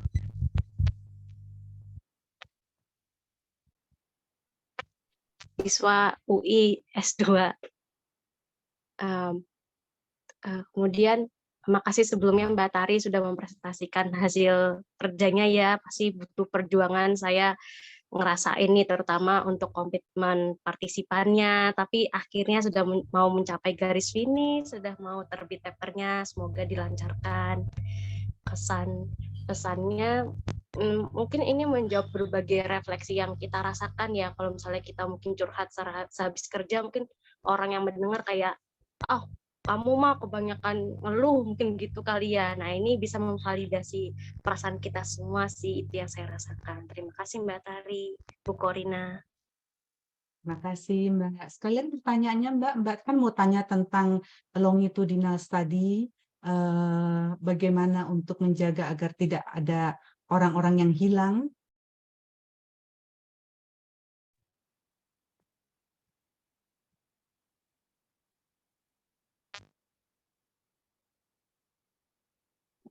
Cara menjaga komitmen partisipan, terutama penelitian longitudinal. Lalu ini kan rata-rata penelitiannya longitudinal ya, berarti berlangsung jangka panjang beberapa hari. Apakah boleh kalau kita hanya melakukan satu kali dengan pertanyaan misalnya, bagaimana kamu dalam 14 hari ke belakang ini gitu? Apa akan berpengaruh terhadap hasil? Terima kasih. Silakan Dan. Ya, baik. Untuk pertanyaan pertama terkait dengan komitmen, saya alhamdulillah banyak terbantu dari teman-teman yang kemudian sangat sangat excited untuk membantu, baik karena memang membantu karena saya yang minta atau karena ada teman yang lain yang mau membantu saya, terus begitu teman itu meminta kepada mereka untuk minta tolong dong agar komitmen ini dibantu teman saya, itu satu. Jadi sebenarnya ketika kemudian sampling bentuknya convenient dibandingkan dengan tadi snowball sampling, kita minta orang lain kemudian untuk secara langsung itu membagikan dan untuk minta tolong, sebenarnya itu juga salah satu itu yang bisa membantu. Dan memang kemudian akhirnya harus banyak ngobrol juga sih dengan partisipan. Jadi waktu itu kebetulan karena salah satu bentuk reminder-nya adalah via WhatsApp dan kemudian email dan kemudian tertulis di kontaknya, ada partisipan yang di tengah jalan kemudian saya sih waktu itu juga agak terharu karena banyak teman-teman partisipan yang ikut mendukung, kemudian bertanya di tengah-tengah. Jadi terlihat bahwa mereka pun juga tertarik dengan penelitiannya. Jadi gimana caranya kemudian akhirnya kita juga membuat partisipan itu juga excited dengan penelitiannya dan looking forward nanti kira-kira hasil penelitiannya itu seperti apa ya. Kemudian juga hal yang lain adalah saya juga coba untuk menyiapkan tidak hanya bentuknya sifatnya uang, karena memang ada partisipan yang sangat menggebu-gebu untuk dapat lotre-nya, karena waktu itu kebetulan ada budget dari kampus. Jadi waktu itu lotre-nya kalau tidak salah maksimum antara 750.000 atau 1 juta antara itu. Jadi hadiahnya pun juga cukup besar. Dan tapi selain itu juga ada tambahannya bahwa mereka berpartisipasi walaupun sedikit pun, mereka mendapatkan semacam e-booklet tentang bagaimana caranya untuk bisa menjaga well-being. Jadi saya coba siapkan satu buklet yang senada dengan topiknya, sehingga mereka juga nanti di akhir walaupun mereka tidak mendapatkan lotre, mereka mendapatkan sesuatu. Terus udah gitu juga yang juga saya lihat juga kebetulan karena tidak hanya saya pendekatannya secara personal, tapi juga pendekatannya itu juga personal tuh maksudnya saya bukan hanya menyebar iklan begitu saja, tapi benar-benar saya WA satu-satu kalau bisa, sudah pernah lihat iklannya atau belum, mau partisipasi atau enggak. Waktu itu nggak enak sih karena sebenarnya masih di tengah-tengah pandemi pengambilan datanya. Mungkin Bapak Ibu yang menjadi partisipan pernah ingat, tapi ya coba, maksudnya kita juga nggak apa ya, coba approach tapi bukan memaksa ya, hanya bertanya atau kalau nggak bisa ikut apa ada rekomendasi orang lain yang kemudian bisa di-forward iklannya, dan mencoba empati. Maksudnya kan nggak mungkin kalau mereka sedang Covid kemudian kita minta untuk mengisi, ya jangan gitu. Jadi tadi kalau misalnya boleh saya simpulkan, ya reward membantu, baik yang sifatnya moneter ataupun kemudian kita berikan sebagai bentuk apresiasi, tapi juga pendekatan personal itu juga penting, karena ketika kita berusaha untuk mendekati personal, partisipan pun juga merasa bahwa tanda kutip lebih dekat kepada kita sebagai peneliti. Jadi mereka juga keinginan untuk membantunya juga lebih besar. Terus begitu kemudian ketiga, berusaha untuk apa ya istilahnya, topiknya kita juga membuat mereka juga excited. Waktu itu kalau nggak salah saya sampai membuat video untuk menjelaskan tentang prosedurnya seperti apa dan nanti manfaatnya seperti apa, seperti itu. Kalau untuk oh ya, dan selain pendekatan personal, saya juga coba ngetok satu-satu beberapa organisasi, jadi mereka juga mau bantu untuk pengambilan datanya sehingga bisa mendapatkan semacam laporan singkat tentang kondisi dari karyawannya. Kalau misalnya waktu itu saya berikan persyaratan kalau ada 20 orang yang paling tidak mengisi 1 hari. Dan kalau ada partisipan yang merasa berat, Mbak ini 21 hari, karena waktu itu pengambilan datanya 21 plus baseline plus final, jadi total ada 23. Saya berusaha buat, ya udah nggak apa-apa, 1 aja, isi juga nggak apa-apa, coba isi 1 minggu aja itu juga nggak apa-apa, karena itu pun juga sudah sangat membantu. Jadi, tapi ada partisipan yang alhamdulillah ketika dia kemudian mengisi dalam 1 minggu, kemudian jadi, oh enak juga ngisinya, jadi keterusan, jadi 3 minggu, gitu sih. Jadi, intinya adalah jangan memaksa, berikan mereka kesempatan ya, kalau nggak bisa ya mungkin bisa rekomendasi ke yang lain. Dan ada faktor reward tidak hanya moneter, tapi juga walaupun mereka tidak menyelesaikan sampai akhir pun mereka juga dapat sesuatu, begitu sih kira-kira. Oh, terima kasih sekali. Ini tips yang sangat berguna, terutama untuk peneliti ya. Apakah penelitinya itu mahasiswa atau akademisi, kalau mau mengambil metode yang longitudinal, maka bukan hanya kita kayak pakai partisipan gitu ya, isi kamu dapat reward, enggak seperti itu. Tapi ada relationship yang ya sedikit lah personal contact. Dan kemudian apalagi waktu itu Tari lagi di zaman COVID, luar biasa sulitnya. Terima kasih untuk tips-tipsnya. Tapi yang menjadi pertanyaan saya barangkali ya Tari ya, terkait dengan pertanyaannya yang tadi adalah, kalau ada orang mengisi 1 minggu, ada yang 2 minggu, ada yang 3 minggu. Ini sebetulnya kan kalau dari pemahaman saya nih, ada missing data di sini. Atau ada kelebihan data, itu bagaimana cara mengelolanya? kalau misalnya yang kemarin saya lakukan, jadi kalau untuk growth mixture modeling ini dia bisa menghandle missing data dengan namanya FIML, full information maximization likelihood. Jadi ada cara handling missing datanya, dan sebenarnya ini tidak hanya untuk growth mixture modeling tapi juga untuk penelitian secara umum. Kalau zaman sekarang saya nggak jadi sebenarnya yang sekarang direkomendasikan, mungkin bukan zaman sekarang, tapi yang saat ini direkomendasikan adalah untuk tidak menggunakan list-wise deletion lagi, atau kita hanya menggunakan partisipan yang datanya lengkap. Tapi kalau misalnya ada data yang missing, kita menggunakan entah FIML ini, kalau misalnya dia memang metodenya sifatnya SAM, karena FIML itu dipakai untuk yang terutama yang hal-hal sifatnya terkait SAM. Dan kalau misalnya datanya bukan SAM, bisa menggunakan namanya multiple imputation atau imputasi jamak.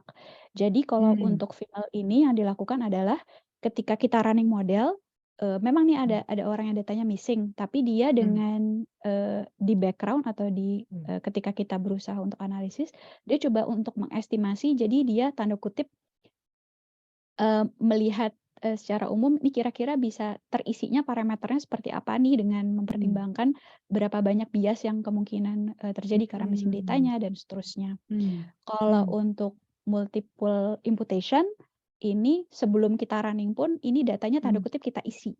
Cuma kan kesannya kayak Mbak itu tuh kayak kita kok jadi kayak mengada-ngada data. Enggak, kita tidak mengada-ngada data. Kalau multiple imputation tuh juga stepnya banyak.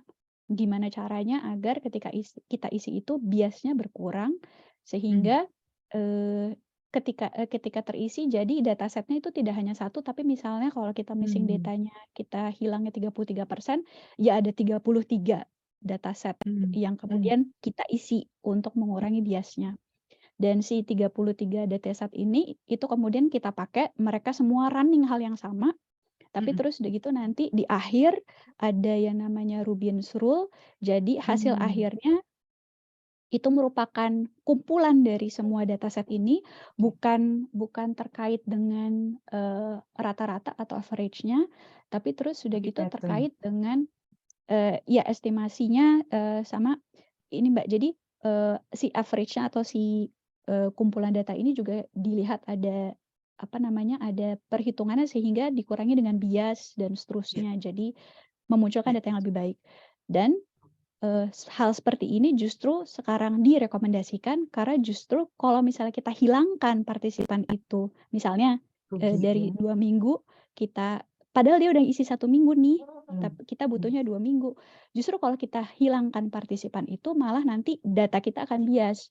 Karena bisa jadi orang ini hilang karena ya tadi dia burn out gitu misalnya, atau dia kelelahan berkepanjangannya dia tinggi. Justru ketika kita mencoret orang-orang ini malah data kita jadi tidak menggambarkan populasi. Begitu kira-kira Mbak. That is interesting. Terima kasih Tari. Kelihatannya metode-metode sudah berkembang begitu banyak ya, begitu luas. Dan memang dasarnya adalah keinginan peneliti untuk mendapatkan hasil yang terbaik. Jadi nggak begitu gampang untuk membuang orang. Jangan-jangan orang ini justru dia menunjukkan pola tertentu dari terkait topik itu. Dan metode yang dilakukan itu memang dasarnya memperhatikan baik pattern maupun bias yang mungkin terjadi, gitu ya. Iya betul. Jadi, kekuatan matematiknya akan tinggi ini karena kan matematik is about pattern ya Tari ya. Ya, Terima kurang kasih, lebih terima begitu, Mbak. kasih. Satu pertanyaan yang belum terjawab terkait dengan apakah harus longitudinal? Iya betul, kalau untuk growth mixture modeling atau latent growth curve, datanya memang diambil di titik-titik waktu tertentu. Kalau misalnya kita bertanya self report, tolong refleksikan hari Senin kelelahannya seperti apa, hari Selasa kelelahannya seperti apa. Kemungkinan untuk biasnya itu jauh lebih tinggi. Jadi memang kita ambil data harian ini untuk mengurangi bias tadi karena bias memori, jadi takut lupa. Jadi mungkin ya kalau misalnya kita tanya nih cuma di 1 hari, tapi di hari Minggu gitu misalnya, atau cuma di hari Sabtu, mungkin jadi karena orang itu membandingkan dengan apa yang dia rasakan hari ini, hari Senin gimana ya? Jangan-jangan dia tulisnya kelelahannya itu jauh lebih tinggi daripada seharusnya gitu misalnya. Iya. Jadi si longitudinal ini memang untuk menggunakan growth mixture modeling atau kalau untuk yang versi variable centered approach-nya latent growth curve ya memang harus dilihat satu persatu. Tapi perlu diingat lagi bahwa yang namanya longitudinal atau kalau yang harian ini kita sebutnya shortitudinal itu tergantung dari peneliti sendiri mau ngambilnya seperti apa dan balik lagi tergantung teorinya seperti apa. Kalau kelelahan yang ini saya ambil harian karena saya pakai teorinya misalnya day of the week research yang memang melihat bahwa memang si hari-hari ini pun dijadiin cues atau dijadiin penanda bagi seseorang untuk menilai kelelahannya dia seperti apa. Jadi ada masalah ekspektasi yang berubah dari hari per hari. Tapi ada juga yang melihatnya perbedaan dari gimana sih seorang kalau misalnya katakanlah dia kelelahannya dari pagi sampai malam. Jadi dia ngitungnya dari pagi, kemudian ketika makan siang, kemudian setelah selesai bekerja, terus sebelum tidur. Jadi tergantung kembali lagi teorinya apa, fenomenanya apa. Kalau untuk perkembangan, ya mungkin harian terlalu pendek untuk mereka. Jadi kalau misalnya teman-teman dari perkembangan, misal tadi terkait dengan perkembangan kemampuan bacaan, dia ambilnya 3 poin ketika dia masuk TK, ketika dia masuk kelas 1 SD, dan dia ketika masuk kelas 2 SD. Jadi kembali lagi lebih ke pertanyaan risetnya itu seperti apa, begitu kira-kira. Interesting. Terima kasih ya Tari ya. Saya yakin Rahmadina udah dapat jawaban yang lengkap ya. Jadi nggak bisa kita suruh dia memori 14 hari yang lalu gitu ya. Karena memori is constructed. Kalau kita lagi bete, memorinya mungkin yang keluar yang jelek-jelek barangkali ya. Berikutnya ada pertanyaan dari Muhammad Mirsa. Sebelum kita lanjut ke kesan-kesan, barangkali boleh saya minta tolong Muhammad Mirsa untuk bertanya. Ini sesuai dengan pertanyaan yang tertulis di sini. Silakan. Baik, terima kasih Mbak Corina. Mohon izin Mbak Tari. Jadi sekarang saya baru tahu bahwa sekarang kenapa ada tagline I don't like Monday ya. Jadi sebenarnya karena Monday itu bikin lelah. Jadi besok-besok perusahaan coba dipikirkan untuk bikin kebijakan atau intervensi yang tidak membuat kita lelah banget di hari Senin, Mbak. Nah, ada kaitannya dengan hal itu, Mbak Tari. Jadi ini karena mungkin ada kaitan dengan pekerjaan yang saya geluti di kantor gitu. Dan memang kita lagi fokus untuk meningkatkan isu tentang judicial well-being ya. Jadi seperti tadi sudah disinggung oleh Mas Tio bahwa dengan adanya kelelahan kita jadi bisa tahu tentang well-being dan pemulihan psikologis karyawan Indonesia. Cuman tadi memang sampelnya kan tidak ada yang spesifik kayak legal profession gitu ya. Cuman ini jadi siapa tahu kan saya bisa mensitasi gitu Kak Mbak Tari, karena ini isu yang cukup penting di tempat kami begitu, dan ini bisa menjadi masukan dan saran intervensi apa yang harus dilakukan. Mengingat kalau hakim tidak bisa ternyata lelahnya luar biasa, terus kemudian berpengaruh terhadap hasil putusannya nanti. Begitu Kak Tari, mohon izin, mohon arahan apakah luaran yang terkait dengan hasil penelitian ini dapat kita terapkan atau kita digeneralisasikan ke profesi yang spesifik seperti legal profession. Demikian, Assalamualaikum warahmatullahi wabarakatuh. Waalaikumsalam warahmatullahi wabarakatuh. Baik, terima kasih pertanyaannya. Seingat saya di sampel saya itu memang tidak terlalu banyak yang berada di legal profession, rata-rata guru, dosen, kemudian HR dan IT dan konsultan bentuknya seperti itu. Tapi saya sih tidak melihat adanya hal yang kemudian membuat hasil penelitian tidak dapat digeneralisir ke hakim. Cuma yang mungkin juga perlu dipikirkan adalah saya tidak tahu apakah kemudian hakim ini kemudian ada shift, misal dari hari Senin ke Minggu, dia ada hari-hari tertentu yang mungkin dia nggak masuk tapi masuk di weekend gitu misalnya. Nah itu mungkin yang akhirnya kemudian bisa membuat hasilnya sedikit berbeda. Kalau misalnya memang penasaran, bisa coba kemudian ambil data sendiri, sampling ke beberapa hakim. Nanti kalau misalnya nanti butuh bantuan terkait dengan pengolahan datanya, nanti kontak-kontak saya juga boleh, dengan senang hati akan coba saya bantu.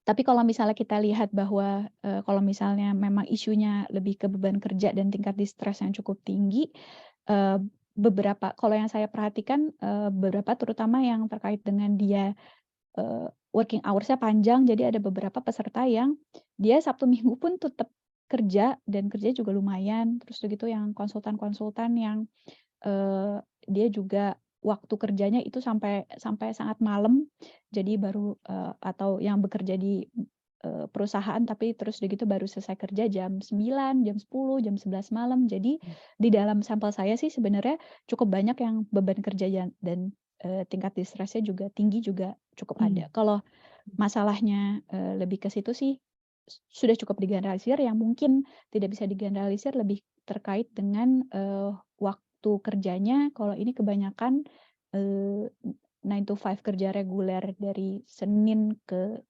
Minggu, jadi kerjanya Senin sampai Jumat, Sabtu Minggu istirahat. Kalau misalnya hakim harus bekerja di hari Sabtu dan Minggu, ini mungkin yang tapi beristirahat di salah satu hari di antara Senin sampai Jumat, itu mungkin grafiknya nanti agak sedikit berbeda. Cuma pada secara umum, kalau misalnya kita kembalikan ke teori atau ke penelitian-penelitian yang ada saat ini, pada dasarnya adalah penting bagi seseorang untuk kemudian mereka punya hari di mana dia kemudian bisa break. Kalau misalnya, contohnya kalau misalnya perawat yang kemudian dia bekerjanya shift, tapi terus sudah gitu dia bekerjanya shiftnya sangat panjang, misal dari hari Senin sampai Senin depannya dengan jam kerja tinggi, walaupun dia mendapatkan 2 hari atau 3 hari di mana dia beristirahat lebih panjang, semakin lama dia memaksakan diri untuk dia bekerja, termasuk ketika weekend dan bekerjanya panjang, itu penumpukan akumulasi kelelahannya itu lebih tinggi gitu. Jadi secara teoritis sebenarnya intinya gini, perlu diperhatikan benar nggak sih beban kerja yang kita alami, stres yang kita alami, semuanya sudah kita recover di waktu yang memang harus kita recover. Jadi kalau di sini paling mudah adalah ketika weekend atau ketika malam hari. Kalau ketika malam hari masih mikirin kerjaan, mungkin kalau dosen masih mikirin, aduh penelitian saya gimana, karena kalau misalnya siang mesti mikir ngajar gitu misalnya. Nah itu makin lama istilahnya stres itu bertumpuk, kemudian nanti mungkin kita nggak nyadar, nanti tahu-tahu sakit. Terus gitu nanti tahu-tahu nggak bisa konsen, nanti tahu-tahu saya mau ngomong apa ya 5 menit yang lalu gitu sih, ada cognitive impairment dan seterusnya. Begitu sih kira-kira. Jadi secara umum bahwa mau itu profesi apapun termasuk legal profession, ya harus memikirkan kira-kira kapan bisa break, dan gimana caranya ketika sudah off dari pekerjaan yang memang benar-benar off, begitu kira-kira. Wow. Thank you banyak ya Tari ya, thank you banyak. Ini reminder nih untuk semua, bukan saja untuk yang tua-tua, senior-senior kayak saya, tetapi juga untuk yang muda-muda. Tidak boleh ada akumulasi. Ini makin banyak pertanyaannya nih Tari. Bolehkah saya minta tolong Mufara? Mufara nih ada kesan dan ada pertanyaan. Silakan Mufara.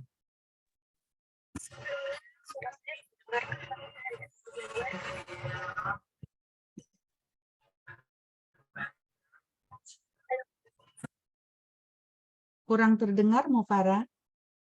Boleh diulangi?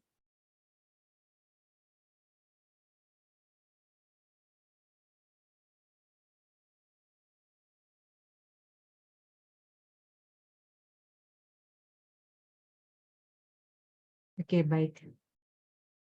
Apakah Mufara mau ganti komputer dulu? Mungkin coba saya jawab langsung dari chatnya Mbak, mungkin Mufara agak sedang. Iya. Tapi saya bacain dulu ya, ini kesannya soalnya pakai so much. Ya, kesannya nih manis sekali, lebih enak kalau saya yang bacain deh.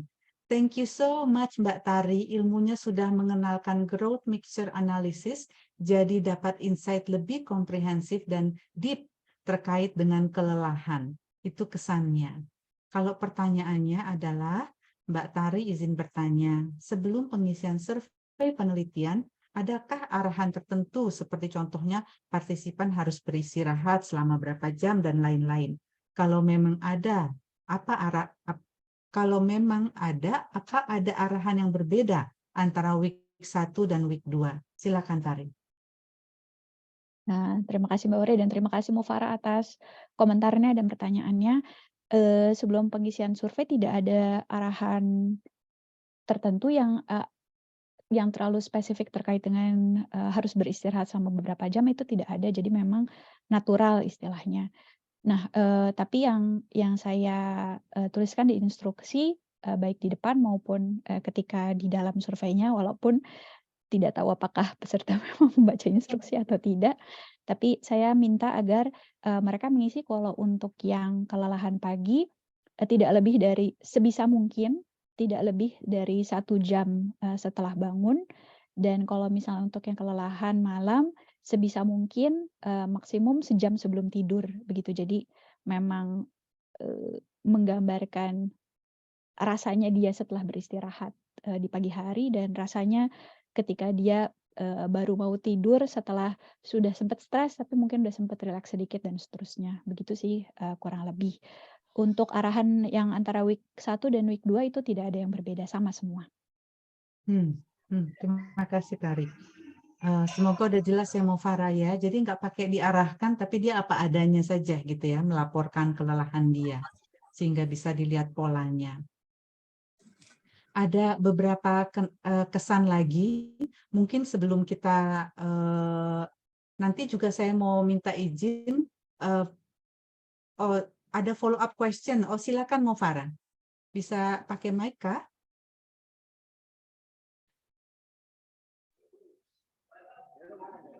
Boleh tolong di-share hasil untuk kelelahan pagi, Tar? Boleh, sebentar Mbak. Bentar ya, Mufara ya.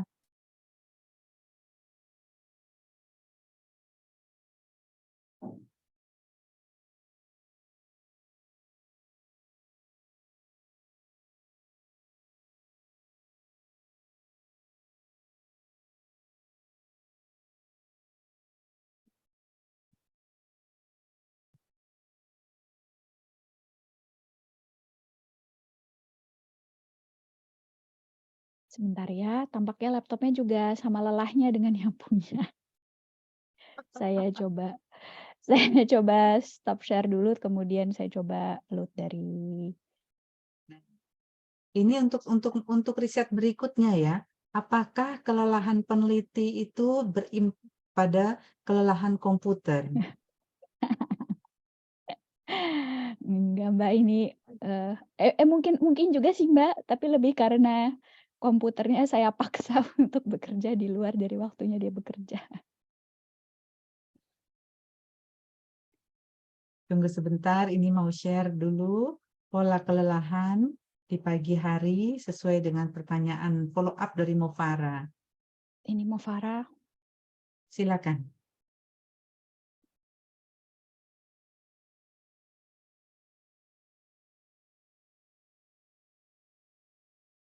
Iya Mufara betul, bisa pakai mic atau mau dibacakan pertanyaannya? Cek apa sudah bisa? Sudah iya. bagus. Iya. Tadi saya mengamati yang biru Mbak Tari. Iya. Jadi kayaknya ada yang signifikan nih di week 1 dan week 2 untuk hari Senin, Selasa, Rabu gitu. Cuma mikir aja kenapa itu bisa berbeda, padahal untuk week 1 kan pasti mereka juga melalui weekend yang sama gitu. Saya kira ada perbedaan arahan gitu. Iya, jadi pertanyaan Mufara sangat bagus karena ini juga ditanyakan oleh kolega-kolega saya di Belanda, karena ini yang bagi mereka menarik. Terus begitu saya diminta untuk cari tahu nih kenapa. Tapi sayangnya kalau misalnya dari variabel yang saya ambil, ini belum terlalu jelas kenapanya dibandingkan yang lain. Karena kalau misalnya kita lihat prediktornya kelelahan pagi, hanya menemukan yang beban kerja saja.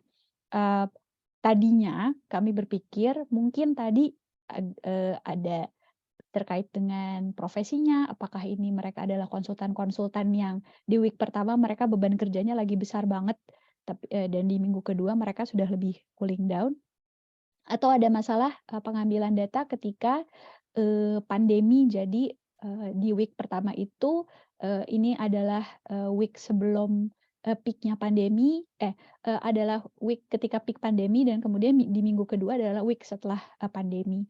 Tapi kemudian saya coba telusuri satu-satu, sebenarnya tidak ada perbedaan yang khusus dari karakteristik sampel terkait dengan yang dari sedang ke rendah ini. Jadi dugaan sementara adalah di weekend ini orang-orang ini adalah orang-orang yang memang ketika dia recover benar-benar dia bisa recover. Atau ada juga masalah, ada beberapa partisipan yang menyebutkan bahwa awal-awal di minggu pertama mereka itu tidak menyadari bahwa mereka itu punya kelelahan yang sifatnya tinggi. Jadi ketika mereka mengisi kelelahan ini, terutama terkait dengan pagi yang kemudian bisa mereka istilahnya bisa mereka lebih kontrol ya. Jadi istilahnya mereka mencoba untuk tidur lebih baik dibandingkan dengan mereka coba kontrol pekerjaan mereka. Jadi mereka tanda kutip mengintervensi diri mereka sendiri. Jadi berusaha untuk mengurangi si kelelahan pagi ini dengan cara tidur lebih baik atau lebih panjang dan seterusnya. Jadi ini juga merupakan salah satu sebenarnya mau nggak mau, tapi ada sedikit kelemahan bahwa ketika kita ada diary study, ada efek juga si peserta belajar tentang dirinya sendiri.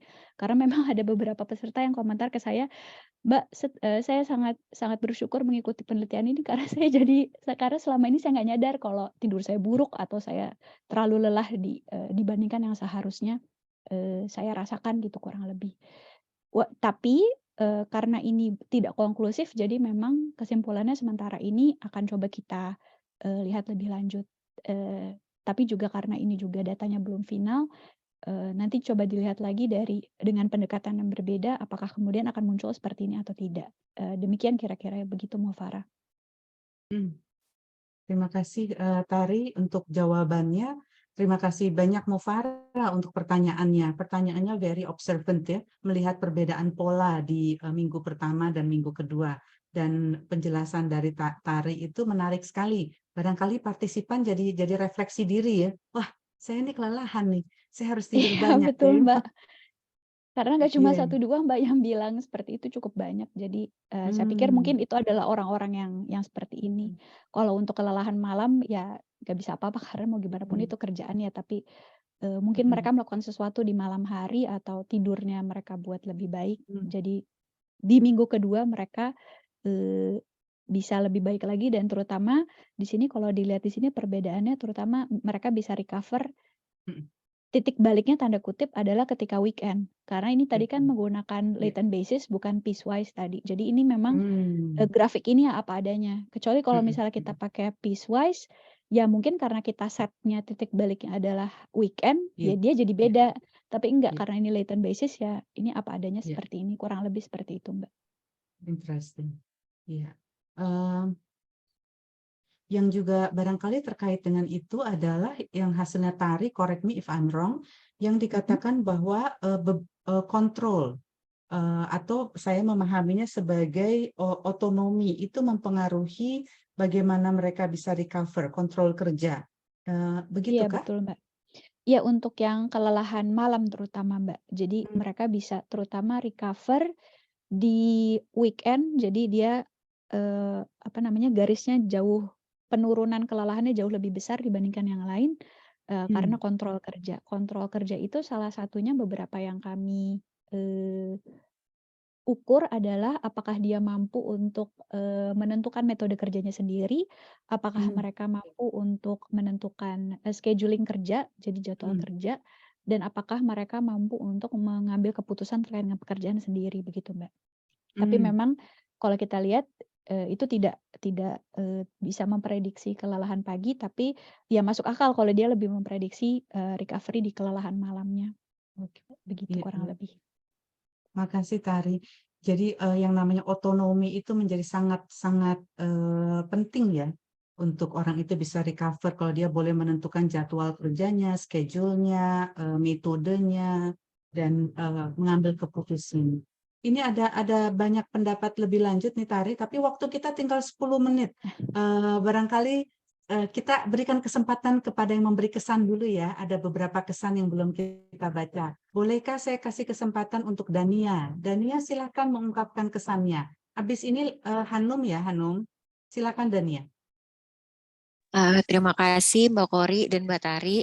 Terima kasih Mbak Tari atas materinya. Ini banyak sekali insight yang baru, termasuk modelnya, kemudian pengambilan datanya yang luar biasa Mbak Tari. Itu wow gitu. Kemudian mempertimbangkan hari dan juga kelelahan. Nah, ini saya juga sebenarnya agak apakah kayak misalnya seperti perjalanan ke kantor gitu tuh nantinya gitu, apakah mempengaruhi kelelahan itu juga gitu. Tapi ini mungkin untuk ke depannya ya.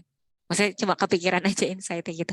Terima kasih banyak Mbak Tari, Mbak Kori. Semangat Mbak Tari. Terima kasih Dania.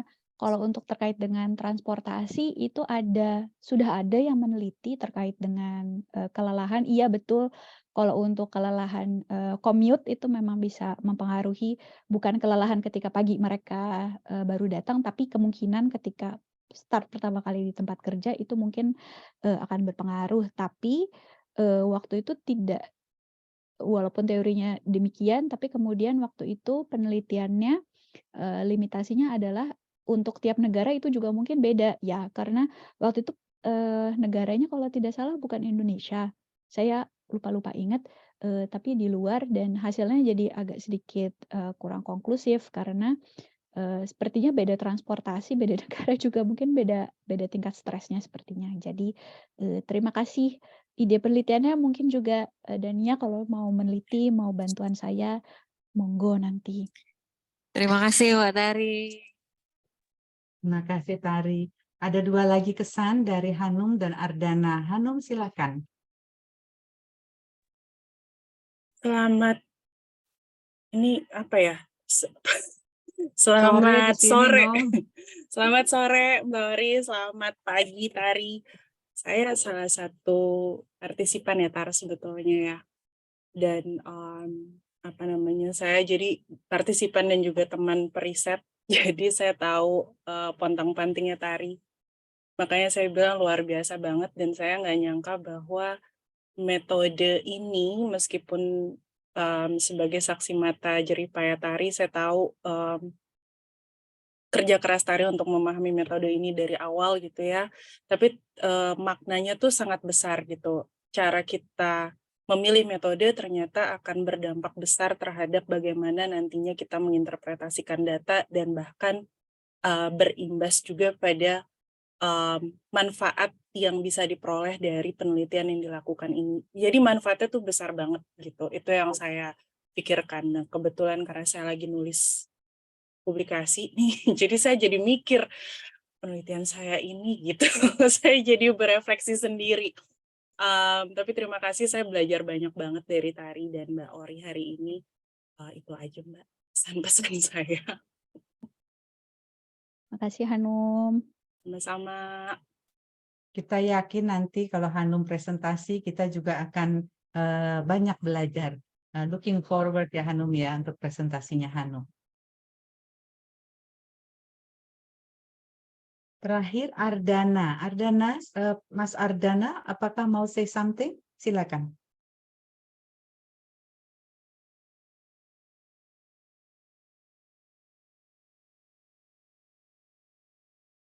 Mungkin koneksi saya agak kurang baik, hujan besar di luar tadi ini. Saya mau mengucapkan selamat dulu atas penelitiannya. Menurut saya ini sangat baik penelitian ini. Saya sendiri kebetulan ada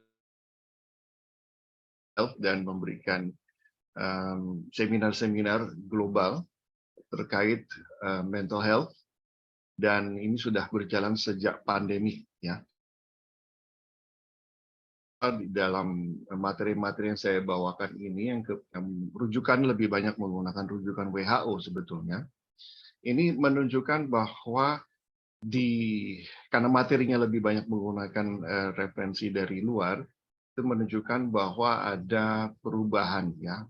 Kalau saya menyebutnya collective dynamics-nya itu berubah, mereka yang produktif ya, tadinya bekerja di kantor, bekerja di rumah, lalu sekarang hybrid, bahkan bukan cuma hybrid, tetapi berpindah jalur kerja ya, karena pilihan yang semakin luas ya, saat ini. Dan itu menimbulkan banyak berupa-rupa dampak. Ya. Kebetulan saya juga seorang konselor. Dari kasus-kasus yang saya tangani, itu menunjukkan sejumlah dampak dari perubahan-perubahan ini, yaitu cepatnya seseorang mengalami kelelahan. Jadi periode produktif dan periode lelah ini sepertinya tidak lagi sama seperti sebelum saat pandemi. Ya.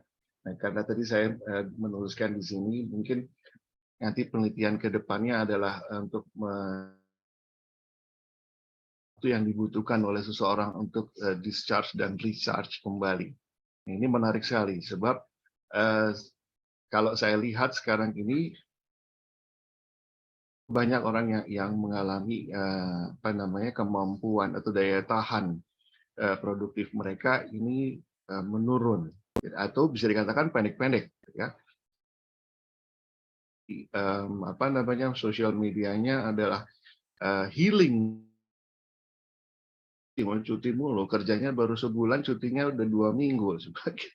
Jadi itu cukup banyak muncul dan menarik untuk barangkali dilakukan satu penelitian selanjutnya. Gitu. Selamat Mbak Tari, terima kasih, selamat sore.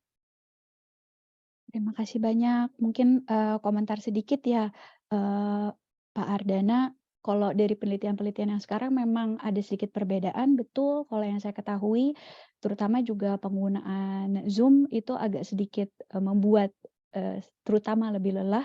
Karena kalau misalnya katakanlah kalau misalnya kita berganti rapat, itu juga ada waktu untuk kita jalan, kemudian berpikir. Beda kalau misalnya kita Zoom, cuma tinggal klik langsung ganti ke rapat berikutnya. Satu, itu membuat lelah.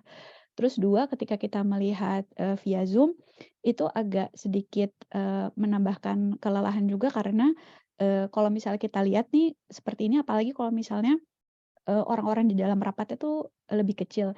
Jadi salah satunya adalah karena kita melihat orang tuh kesannya tuh dekat banget dengan kita.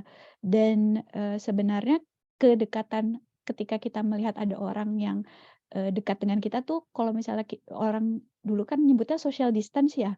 Ketika social distance tuh rasanya tuh lebih rendah. Jadi mungkin ada orang-orang yang merasa tidak nyaman dengan kedekatan tersebut. Itu juga tambah membuat lebih lelah, apalagi ya sedentary behavior ya, kebanyakan duduk, nggak banyak keluar-keluar, nggak ketemu sinar matahari, terus gitu nggak ketemu juga dengan ini yang berbeda, itu juga kemudian membuat lebih lelah.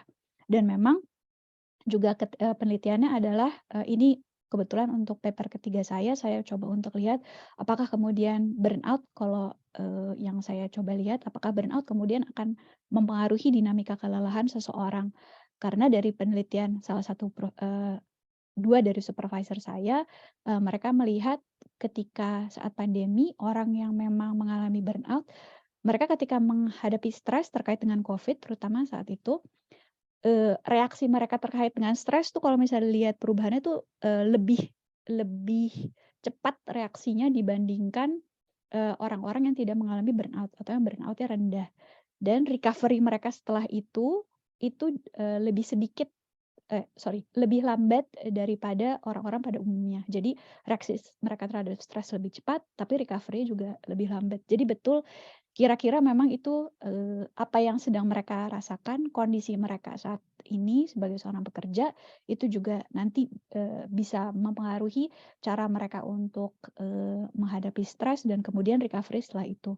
Secara teoritis, kalau misalnya dari teori-teori yang sudah ada sebenarnya sebelumnya, dari dulu pun sebenarnya orang yang ketika dia kelelahannya semakin tinggi dan makin menumpuk, semakin tinggi tingkat penumpukan kelelahannya, semakin lama mereka untuk recover. Jadi memang yang baik adalah tidak healing 1 bulan, tapi sebenarnya malah kalau bisa tiap minggu kita healing, recover, caranya adalah ya nggak mikir kerjaan, coba cari hobi, coba untuk rileks, dan weekend terutama sangat penting, terutama untuk memperbaiki pola tidur. Jadi kalau misalnya sebelum-sebelumnya kurang tidur ya kita coba kejar lagi tidurnya sehingga bisa menurunkan kelelahan yang kita punya. Begitu kira-kira, Pak. Jadi walaupun konsepnya healing sebulan, tapi sebenarnya healing sebulan setelah kembali dari healing ini sebenarnya kita juga stres karena ketemu lagi sama si pekerjaan itu. Jadi yang benar adalah memang harusnya healingnya setiap hari. Begitu kira-kira. Beautiful, terima kasih Tari. Pak Ardana kerja di mana? Saya di Daigo, di PT Dainsani. Oke, baik Pak. Mungkin nanti kita bisa kerjasama lebih banyak ya Pak ya untuk melakukan penelitian sesudahnya Tari. Padahal Tari Bisa. lagi perlu istirahat nih katanya. Tapi baik, waktu sudah menunjukkan jam 15.30. Mungkin topiknya terlalu menarik sehingga pertanyaan begitu banyak. Sampai jam 15.30 ini masih ada 60 partisipan. Tadi terakhir yang paling banyak saya lihat ada 84 partisipan. Kita berterima kasih sekali pada Tari untuk presentasinya. Mungkin bisa tepuk tangan dan saya kembalikan pada manajer riset. Silakan Mbak Debbie. Baik, terima kasih kepada narasumber hari ini, Mbak Tari dan moderator kita, Mbak Ori, untuk diskusi yang sangat insightful ya. Kalau dari sisi saya sih take home message saya buat hari ini adalah menjadi partisipan untuk topik kelelahan secara longitudinal itu justru bisa menjadi alat refleksi kita untuk mengatasi kelelahan. Saya adalah salah satu partisipan dari Tari ya, yang tapi agak selalu lupa mengisi survei ya Pak. Untungnya selalu ada reminder. Saya senang sekali hari ini kita jumlah partisipan tadi mencapai 85 orang, Mbak. Sempat 85 orang, lalu kemudian 84.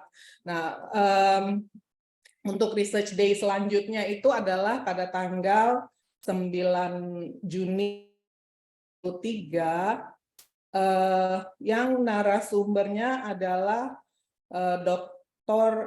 Ashley Randall. Beliau adalah seorang dosen dari Arizona State University, Amerika Serikat. Topiknya adalah stres pada couples relationship. Kalau tadi kita bicara mengenai kelelahan dan stres pada orang bekerja, kalau yang ini pada couples.